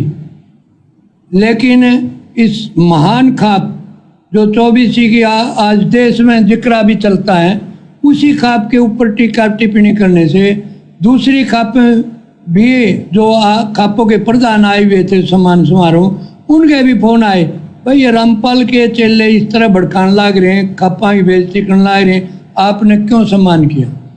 हमने अपनी खापों को तो जवाब दे दिया कि भाई हमने हमारी 24 खाप में कोई गांव ऐसा नहीं था जहां पानी नहीं चढ़ा हुआ था, और किसान मजदूर की एक फसल मर जाना तो दूसरी फसल बुआई नहीं हो तो सारे साल की उसका गुजारा होना मुश्किल हो जाता था। इस वजह से हमने बहुत बड़ा शान माना महाराज जी का कि दूसरी फसल बो जाएगी या तो मरेगी, दूसरी फसल बोने में को बच्चा न पढ़ा लेगा, हरी बीमारी का इलाज करा लेगा, को बालक न ब्याह लेगा। इस तरह से जो गृहस्थी चलने का सारा दिखा, और जो उन निस्वार्थ भाव से महाराज जी ने हमारा पानी निकालने का जो प्रबंध किया, उससे हमारी खाप जो है उस महाराज जी का सम्मान करना चाहती थी। किसी ने हमारे पर दबाव डाला महाराज जी का सम्मान करो, हम सम्मान दा। लेकिन जो 24 खाप की मान मर्यादा है कि भाई इस हाथ से ले ले उससे दे दे, उन्होंने बढ़िया हमारा गैल कर लिया। हम और क्या कर रहा है, अच्छी बात का तो प्रचार कर सका, महाराज जी का हमने सम्मान किया। और दूसरी खापी भी बुलाई, बड़ा अच्छा ढंग से सम्मान हुआ। लेकिन जो उस ने पवन कौन है, और ऐसा सुना गया भाई वो निकला हुआ भी है और ठग बताया गया है, भाई उसने हमारी पंचायत की मान मर्यादा पर ठेस पहुँचाई। पंचायत इससे काफ़ी दुखी होकर के आप लोगों को बुलाया है। जैसा कि हमारे प्रधान जी ने कहा, वह हफ्ता में या तो माफ़ी मांग ले, ना मान आने का मुकदमा तो दायर किया जाएगा। इसलिए हम आपके माध्यम से उसको सचेत करना चाहते हैं कि वह ये भी जो मीडिया के थ्रू जो बात पहुंच जाए उस पर, तो आगे वो माफ़ी मांग ले तो हमने कोई गणी नहीं। पंचायत तो न्याय की माफ़ी की है, पंचायत ने कोई फांसी तोड़ने का नहीं। भाई वो आगे माफ़ी मांग ले, अपनी गलती का एहसास कर ले, भाई मैंने गलती करी, और खाप की मान मर्यादा को मैं उसी प्रकार से सलाम करता हूँ, तो हमने कोई एतराज़ नहीं। रामपाल राठी जी, हुक्का पीने वालों की काहे की गरिमा और काहे की मान मर्यादा। सतगुरु रामपाल जी ने तो धज्जियां उड़ा रखी हुक्का पीने वालों की। अभी आपने वीडियो देख लिया होगा, उन्होंने खुद हुक्का पीने वालों को ढेड आदमी की संज्ञा दी है, नीच आदमी की संज्ञा दी है, काफिर का काफिर। तो बताइए काहे की मान मर्यादा, काहे की इज्जत, काहे की शोहरत। सतगुरु रामपाल जी के इतने विचार सुनकर, उनके सत्संग सुनकर जो आपको सुनाए गए हैं कि हुक्का कितना खतरनाक है मनुष्य शरीर के लिए, हुक्का कितना बड़ा बाधक है मोक्ष प्राप्ति के मार्ग में, अनमोल मनुष्य जीवन को कैसे हुक्का बर्बाद करता है, उसके बाद भी आप जी मान मर्यादा को लेकर बैठे हुए हैं। विचार करना होगा, विचार। रही बात माफी मांगने की, तो माफी मांगना कोई बड़ी बात नहीं है, लेकिन जबरदस्ती माफी मांगना भी परमात्मा का दोषी बनना है। जबरदस्ती माफी मांगना भी परमात्मा के विधान अनुसार दोषी बनना है। मैंने ऐसा कोई शब्द, ऐसा कोई भी कार्य नहीं किया है जो मुझे माफी मांगने पर विवश करे, मजबूर करे। मैंने जो भी शब्द प्रयोग किए हैं परमात्मा के भक्ति विधान अनुसार किए हैं, जो बिल्कुल सत्य है। हुक्का पीने वाला ढेड आदमी है तो है, हुक्का पीने वाला सुअर की योनि से आया है तो आया है। हुक्के पीने वाले को परमात्मा ने काफिर कहा तो मैंने भी कहा, उन्होंने ढेड कहा, नीच कहा तो मैंने भी कहा। मैंने वही कहा जो मुझे मेरे गुरुदेव ने बताया, समझाया, कहने के लिए खड़ा किया। तो बताइए फिर माफी किस बात की? ये माफी तो आप लोगों को मांगनी चाहिए, खाप पंचायत वालों को मांगनी चाहिए, जो ये ढेर कर्म कर रहे हैं, नीच कर्म कर रहे हैं।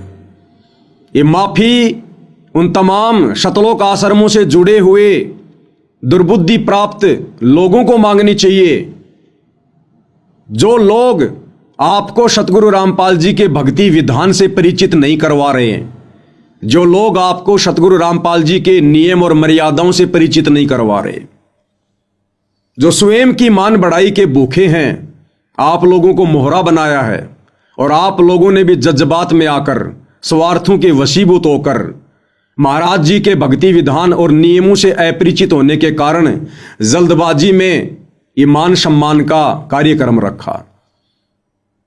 तो भी परमात्मा के दोषी आप हैं, ये सतलोक आश्रम वाले हैं। अगर मैं गलती करूं तो बिना कहे 1,00,000 बार माफी मांगने को तैयार हूं, लेकिन झूठ के आगे झुकना भी परमात्मा का अपमान है। इसलिए ये पवन दास किसी भी कीमत पर, चाहे आप हरियाणा खाप पंचायत वाले या सतलोक आश्रम मैनेजमेंट हरियाणा वाले, चाहे एडी से चोटी तक का जोर लगा लीजिए, प्रधानमंत्री से लेकर राष्ट्रपति तक का जैक और चेक लगा लीजिए, परमेश्वर रामपाल जी के विधान अनुसार मैं पवन दास झूठ के आगे नहीं झुकूंगा। अगर मैं झूठ के आगे झुकूंगा, माफी मांगूंगा, तो मैं सतगुरु रामपाल जी का सबसे बड़ा द्रोही कहलाऊंगा, सबसे बड़ा दोषी कहलाऊंगा। जबकि सतगुरु रामपाल जी के सबसे बड़े द्रोही वो हैं जो हुक्का पीते हैं, जो हुक्का पीने वालों को समझाते नहीं हैं,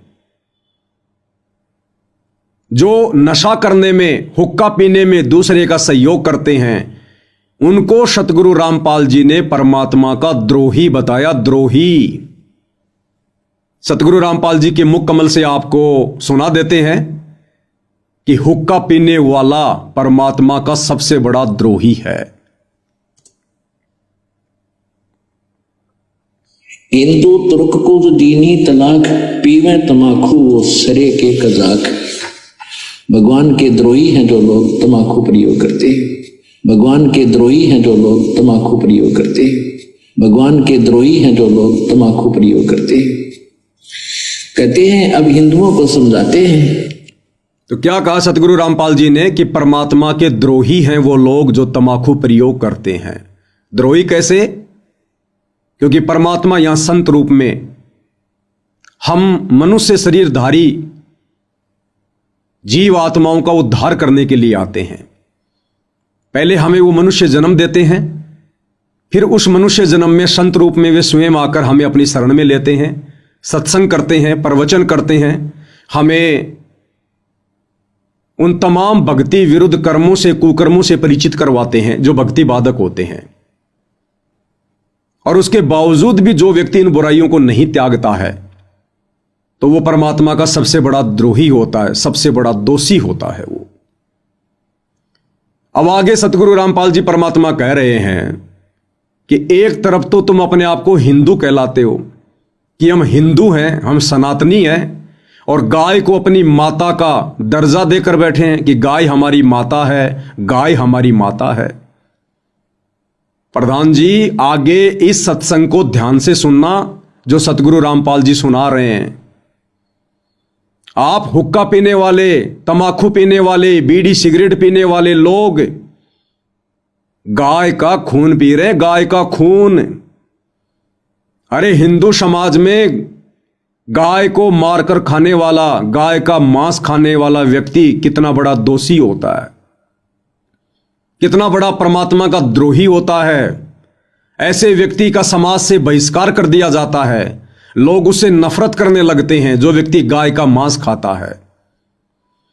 और आप हुक्का पीने वाले, आप लोग गाय का खून पी रहे, गाय का खून। आप लोगों को यही नहीं पता कि यह तमाकू बना कैसे है, तमाकू के बीज की उत्पत्ति हुई कैसे है, और ना आपको ये सतलोक आश्रम वाले बता रहे। अब सतगुरु रामपाल जी बताएंगे, सत्संग ध्यान से सुनिए। आप काहे के पंचायती हैं, काहे के प्रधान जी हैं आप? ये मनुष्य जन्म परमात्मा ने प्रधानी करने के लिए नहीं दिया। न्याय करने वाला धरती पर आ चुका है, परमपिता परमात्मा सतगुरु रामपाल जी भगवान। ये कर्मों के अनुसार न्याय होगा। अब जैसे ये प्रकृति आप लोगों के साथ में न्याय कर रही है, ये गांव में बाढ़ आई, फसल बर्बाद हो गई, ये प्रकृति न्याय कर रही है कर्मों का।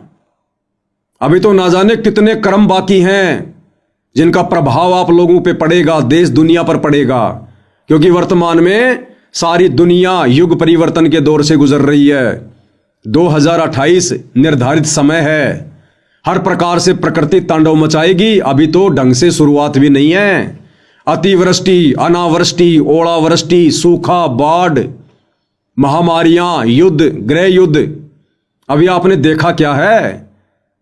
अभी तो खाली एक बांध का पानी छोड़ा गया है जिसमें गांव के गांव डूब गए। जिस दिन वो बांध टूटेंगे उस दिन क्या होगा? वो मोटर और पाइप वो जमीन के नीचे धरे के धरे रह जाएंगे। ये आश्रम वाले कोई मदद नहीं कर पाएंगे, खुद की भी नहीं कर पाएंगे। उन कर्मों से आप लोगों को कौन बचाएगा? ये परमात्मा बचाएगा, सतगुरु रामपाल जी भगवान बचाएगा। और कब बचाएगा? जब आप उनके शरण में आओगे, हुक्के जैसे नीच कर्म को त्याग दोगे, हुक्के को फोड़ के घर से बाहर फेंक दोगे, उनके शरण में आकर शत भक्ति करोगे। तो एक तरफ तो आप अपने आप को पंचायती कह रहे हैं, अपने आप को सनातनी कहते हैं, हिंदू कहते हैं, और रोजाना आप लोग तमाकू के माध्यम से गाय का खून पी रहे हैं, गाय का खून। सतगुरु रामपाल जी अपने ही पुराणों से दिखा रहे हैं, बता रहे हैं कि तमाकू की उत्पत्ति गाय के खून से हुई है, गाय के खून से। तो बताइए सरपंच जी, प्रधान जी, ये मानहानि का दावा आपके ऊपर नहीं बनता क्या? इन हुक्का पीने वालों के ऊपर नहीं बनता क्या? बीड़ी सिगरेट पीने वालों के ऊपर नहीं बनता क्या? अरे गाय तो आपकी भी मां है, और यदि आपकी मां का कोई खून पिएगा, तमाकू पिएगा, तो क्या आप उसके ऊपर मानहानि का दावा नहीं करोगे? और यदि आप हुक्का पी रहे हैं, अपनी मां का खून पी रहे हैं, गाय का खून पी रहे हैं, तो क्या कोई आपके ऊपर मानहानि का दावा करने का अधिकारी नहीं है? तो भाई पहले पंचायती बनो, और उसके लिए सबसे पहले सतगुरु रामपाल जी के सत्संग सुनो, उनके प्रवचन सुनो। परमात्मा कहते हैं भक्ति बिना नर और खर एक है। भक्ति यानी ज्ञान। कौन सा ज्ञान? सच्चा ज्ञान, सत ज्ञान, तत्व ज्ञान, जो वर्तमान में केवल धरती पर सतगुरु रामपाल जी के पास है। ये बाकी आचार्य, शंकराचार्य, महर्षि, संत, मंडलेश्वर, इनके पास ज्ञान नहीं है, छींट भी नहीं है। सतगुरु रामपाल जी की शरण में आकर इनका ये तत्व ज्ञान समझे बिना खुद कबीर भगवान कह रहे हैं कि वो प्राणी और गधे में यानी खर में कोई अंतर नहीं है। तो जब तक भाई इस देश दुनिया का कोई भी व्यक्ति, जिसमें राजा भी आ गया, जिसमें प्रजा भी आ गई, जिसमें आप प्रधान जी भी आ गए, सब आ गए, जो व्यक्ति सतगुरु रामपाल जी से उपदेश लेकर सत भक्ति नहीं करता है, उसको सतगुरु रामपाल जी ने, कबीर भगवान ने गधे की श्रेणी में लिया। गधे की श्रेणी में। भक्ति बिना नर और खर एक हैं, जिन हरि पद नहीं जाण्या, पूर्ण ब्रह्म की परख नहीं रे, पूज मरे पाषाणा। इन पत्थर पूजने वालों को सतगुरु रामपाल जी ने गधे की श्रेणी में रखा है, जो मनुष्य जन्म प्राप्त करके भी सच्चे सतगुरु के सत ज्ञान से वंचित रहकर और अंत में 84 लाख योनियों में गधे की योनि ही प्राप्त करेंगे। तो ऐसा व्यक्ति मनुष्य जन्म प्राप्त करके भी गधे की ही श्रेणी में है, जो व्यक्ति शास्त्र अनुकूल सत भक्ति सच्चे सतगुरु की शरण में आकर नहीं करता है। तो प्रधान जी, हुक्के को लेकर जो आप इतना बुरा मान गए, माफी मंगवा रहे हैं, मानहानि का केस ठोकने की बात कर रहे हैं, और आप क्या कर रहे हैं? आप तो गाय का खून पी रहे हैं, अपनी मां का खून पी रहे हैं आप। अब ये ढेड़ कर्म नहीं, नीच कर्म नहीं तो और क्या है? तो सतगुरु रामपाल जी परमेश्वर क्या कह रहे हैं, इस कथा को ध्यान से सुनिएगा। और यह कथा ध्यान से सुनने के बाद मुझ पवन दास पर मानहानि का दावा ठोकने से पहले इन सतलोक आश्रमों में जाकर, और जो गणमान्य व्यक्ति इन आश्रमों में बैठे हुए हैं, जिनके साथ बैठकर आपने ये प्रेस कॉन्फ्रेंस की है, अमन गोदारा, चांद राठी, इन लोगों से पूछिए कि भाई आप लोगों ने हमें ये बातें पहले क्यों नहीं बताई कि महाराज जी ने हुक्का पीना 1.5 आदमियों का काम बताया है। तो पवन दास ने तो वही बताया जो महाराज जी ने बताया। तो सवाल करो इन लोगों से कि आप लोगों ने हमें पहले क्यों नहीं बताया। महाराज जी का मान सम्मान करने से पहले हम अपने इन अपवित्र हाथों से उस पवित्र महापुरुष की प्रतिमा का सम्मान ही ना करते। हम इंतजार करते उनका हिसार जेल से बाहर आने का, तब तक उनका ज्ञान सुनते, इन बुराइयों को छोड़ते और 1.5 की श्रेणी से एक व्यक्ति की श्रेणी में आते, एक इंसान की श्रेणी में आते। तो ये सवाल जवाब इन आश्रम वालों से करो जिनको इन सब बातों का पता है।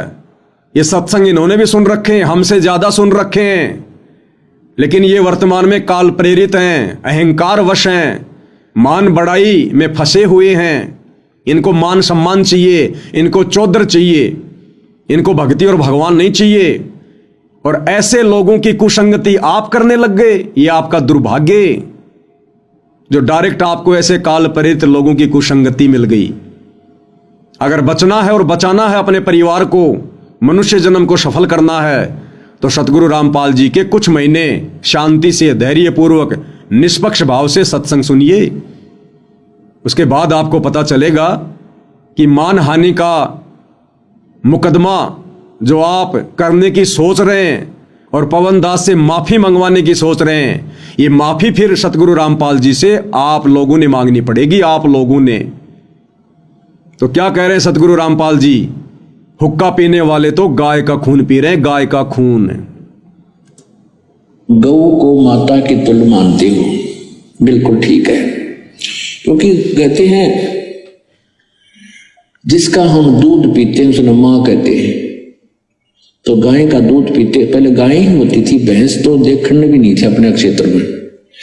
तो कहते हैं जब गाय का दूध पीते हो तो मां के समान होगी, बिल्कुल ठीक है। तो तमाकू कैसे बना? कहते खून नाम खून का और तमा नाम गाय। तमाकू की परिभाषा बता रहे हैं सतगुरु रामपाल जी। हर शब्द की एक परिभाषा होती है, एक मीनिंग होता है। तंबाकू, खू नाम खून का, ये फारसी के शब्द हैं। खू नाम खून का और तमा नाम गाय। तमाकू, तमा यानी गाय और खू नाम है खून का, यानी गाय का खून। गाय के खून से तंबाकू की उत्पत्ति हुई है।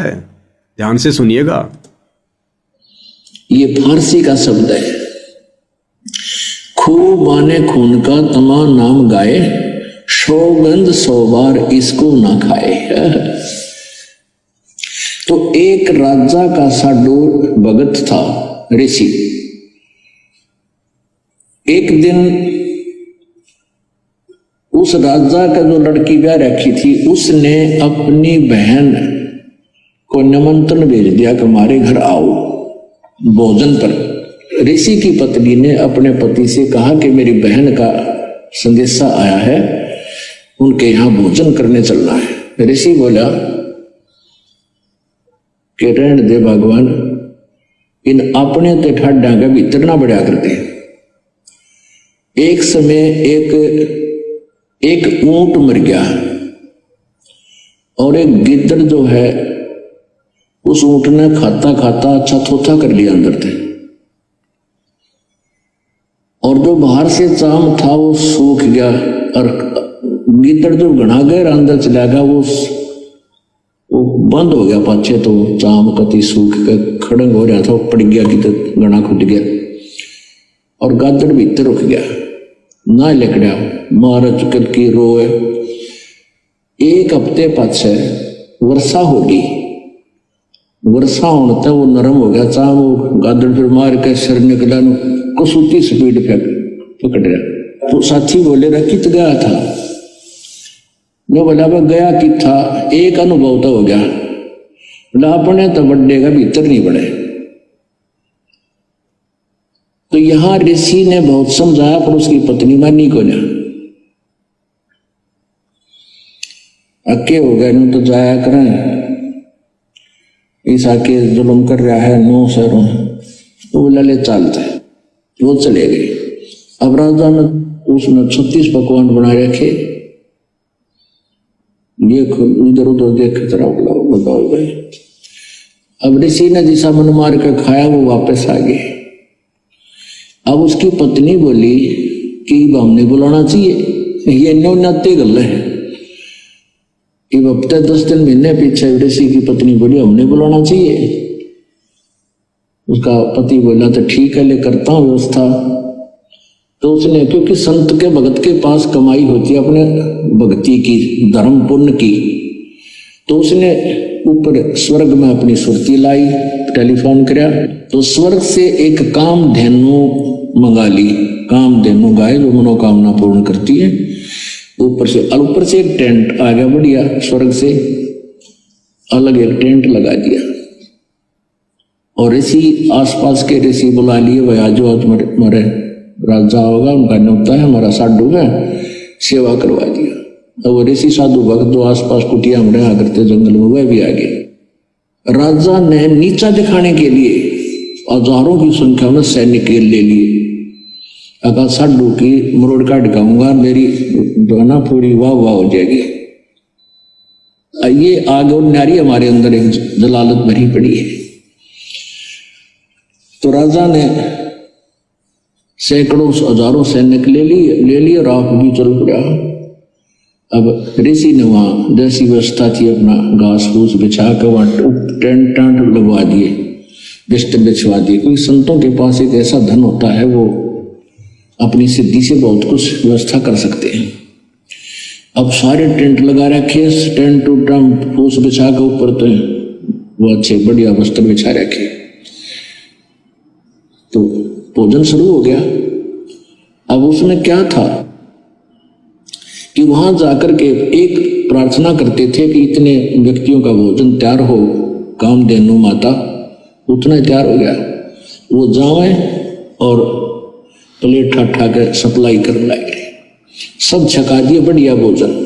राजा ने सोचा भाई वो भिखारी आदमी घास फूस खानिया और इतने बढ़िया भोजन ये लाया कहां से? हर प्रकार के जैसे राजा ने पकवान बनाए थे उसी टाइप के आइटम, पर उनसे भी स्वादिष्ट।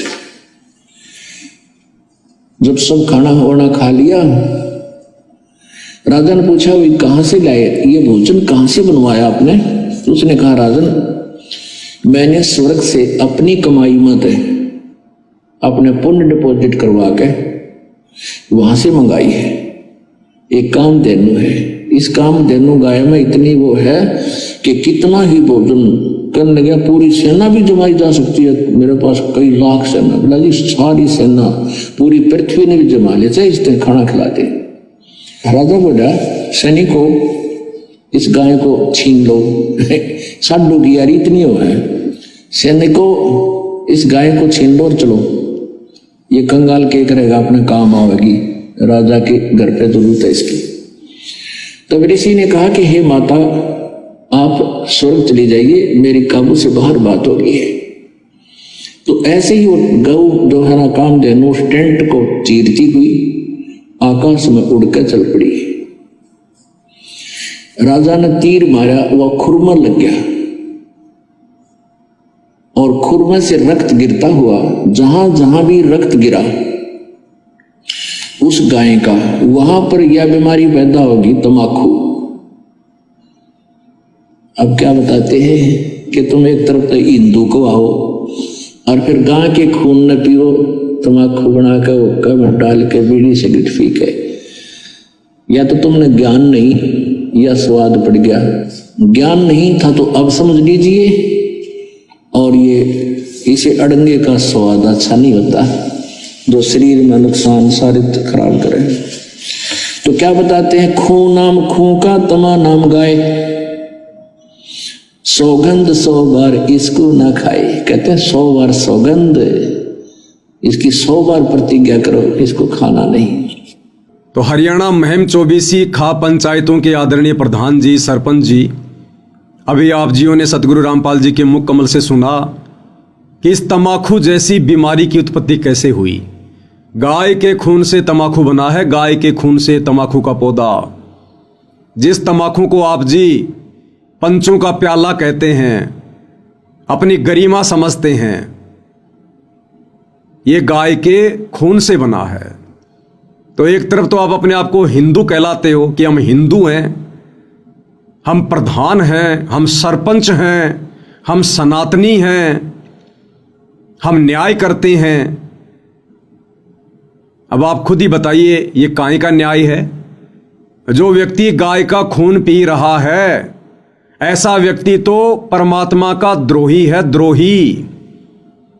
तमाकू पीने वाले को परमात्मा ने ढेड की संज्ञा दी है, इसलिए क्योंकि इसकी उत्पत्ति गाय के खून से हुई है और मोक्ष प्राप्ति में यह सबसे ज्यादा बाधक है, जो हमारे 10वें द्वार सुषुम्ना द्वार को बंद कर देता है। आप तमाम प्रधानों से, सरपंचों से, जिन जिन को मेरे द्वारा बनाए गए वीडियो से आपत्ति हुई है, आप सभी से विनती है, प्रार्थना है, आप तमाम लोग मेरे लिए आदरणीय हैं, सम्माननीय हैं। और ये वीडियो मैंने किसी राग द्वेष या ईर्ष्या के वशीभूत होकर नहीं बनाया है, क्योंकि सतगुरु रामपाल जी के सत भक्ति मार्ग में राग द्वेष और ईर्ष्या के लिए कोई जगह नहीं है। स्वयं सतगुरु रामपाल जी कहते हैं कि एक शत्रु एक मित्र है, भूल पड़ी रे प्राण, यम की नगरी जाएगा शब्द हमारा मान। और राग द्वेष बड़े रोग हैं, यम के पड़े जंजीर। राग द्वेष तो मुझ पवनदास को या साध संगति से जुड़े हुए मेरे किसी भी भगत भाई बहन को, इन शतलोक आश्रम वालों से भी नहीं है, सतगुरु रामपाल जी के नालायक बेटा बेटी भाई बंधु रिश्तेदारों से भी नहीं है, जो आए दिन भगत समाज की मर्यादाएं तोड़वाते रहते हैं, संत समाज से भक्ति विरुद्ध कर्म करवाते रहते हैं। राग द्वेष और ईर्ष्या तो हमें उनसे भी नहीं है, क्योंकि उनके कर्म अंत में उन्हीं को भोगने पड़ेंगे। और सच कहना कोई दोष नहीं है, इसलिए सच हम अंतिम श्वास तक कहेंगे। और हुक्का पीने वालों को जो ढेड व्यक्ति की श्रेणी में लिया गया है, नीच और काफिर व्यक्ति कहा गया है, ये सच है, परम सच है। स्वयं परमात्मा ने कहा है, सतगुरु रामपाल जी ने अपने मुख कमल से कहा है। तो माफी मांगने का तो यहां पर कोई सवाल ही पैदा नहीं होता है। बाकी आप किसी भी कानूनी कार्रवाई के लिए स्वतंत्र हैं। ये सच जब तक सतगुरु रामपाल जी का आशीर्वाद है, मैं यूं ही कहता रहूंगा। तमाम उनके फॉलोअर जो उनको पहचान चुके हैं, उनके ज्ञान से परिचित हो चुके हैं, वो इसी प्रकार से कहते रहेंगे। तो मेरा किसी से कोई राग द्वेष नहीं है। अंत में मेरा आप सभी से यह निवेदन है, मुकदमे चाहे 50 करो, नो प्रॉब्लम, लेकिन मुकदमा करने से पहले आप मुकदमा किस विषय पर करने जा रहे हो, उसमें कितनी सच्चाई है। सतगुरु रामपाल जी के सत्संग सुनकर कुछ एक सत्संग मैंने आपको सुना दिए हैं, ये तो केवल अंश मात्र जानकारी है। बाकी आप उनके यूट्यूब पर सत्संग सुनिए। नशे को लेकर, हुक्के को लेकर एक काफिर का अंग उनका सत्संग है, लगभग 1.5 घंटे का। आप यूट्यूब पर सर्च कीजिए, काफिर का अंग संत रामपाल जी महाराज। 1 घंटा 40 मिनट का सत्संग होगा। उसमें नशे के ऊपर, तमाकू के ऊपर, मांस खाने वाले के ऊपर, शराब पीने वाले के ऊपर उन्होंने विशेष तौर पर स्पष्टीकरण दिया है। उसके बाद आप जी कोई कदम उठाना, अन्यथा आज आप खाप पंचायत के प्रधान जो मुझ पवनदास के ऊपर मानहानि का बेबुनियादी मुकदमा ठोकने जा रहे हैं, मेरा तो इस मुकदमे से कुछ भी नहीं बिगड़ेगा, कुछ भी नहीं बिगड़ेगा। पिछले 9 वर्षों से ये सतलोक आश्रम वाले ना जाने मेरे ऊपर कितने मुकदमे करवा चुके हैं, मुझे जेल करवा चुके हैं, हर प्रकार से मेरे साथ मार पिटाई करवा चुके हैं। धमकियों की तो गिनती नहीं, गालियों की तो बौछार कर रखी है। 9 साल से जब ये मेरा कुछ नहीं बिगाड़ पाए, बाड़ बाका नहीं कर पाए, तो प्रधानों आप क्या कर पाओगे? फिर भी आपको लगता है कि हम कुछ कर सकते हैं, तो आप जी अवश्य कीजिए। लेकिन आज आप जो ये बेबुनियादी मुकदमा करने जा रहे हैं, सतलोक आश्रम वालों की कुसंगति में पड़कर, उनके एहसानों के तले दबे होने के कारण और अपनी झूठी मान मर्यादा और गरिमा को बचाए रखने के लिए आने वाले दिनों में, आने वाले समय में इस झूठे मानहानि के मुकदमे के लिए आप सर्व उन तमाम खाप पंचायत के प्रधानों को, सरपंचों को, जो जो लोग इस मुकदमे में गवाह बनेंगे, इस मुकदमे को करने में सहयोगी बनेंगे, आप तमाम लोगों को सार्वजनिक तौर पर सतगुरु रामपाल जी से और मुझ पवन दास से माफी मांगनी पड़ेगी, आज नहीं तो कल, जब आप उनके भक्ति विधान से परिचित हो जाओगे। तो मुझ पवन दास की केवल इतनी विनती है, इतनी प्रार्थना है, परमेश्वर के विधान को, तंबाकू सेवन को लेकर, हुक्का पीने को लेकर आपके सामने मुझे रखना था। मैंने सतगुरु रामपाल जी के सत्संगों को आधार बनाकर आपके सामने रख दिया है।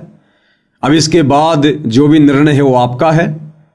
मैंने ये वीडियो कोई भय में आकर नहीं बनाया है और ना हमें किसी प्रकार का कोई भय है, क्योंकि हमारे साथ में भगवान है, हम सच के साथ में हैं और जिसके साथ में भगवान होता है, जो सच्ची राह पर होता है, दुनिया उससे डरा करती है, वो लोग दुनिया से नहीं डरा करते हैं।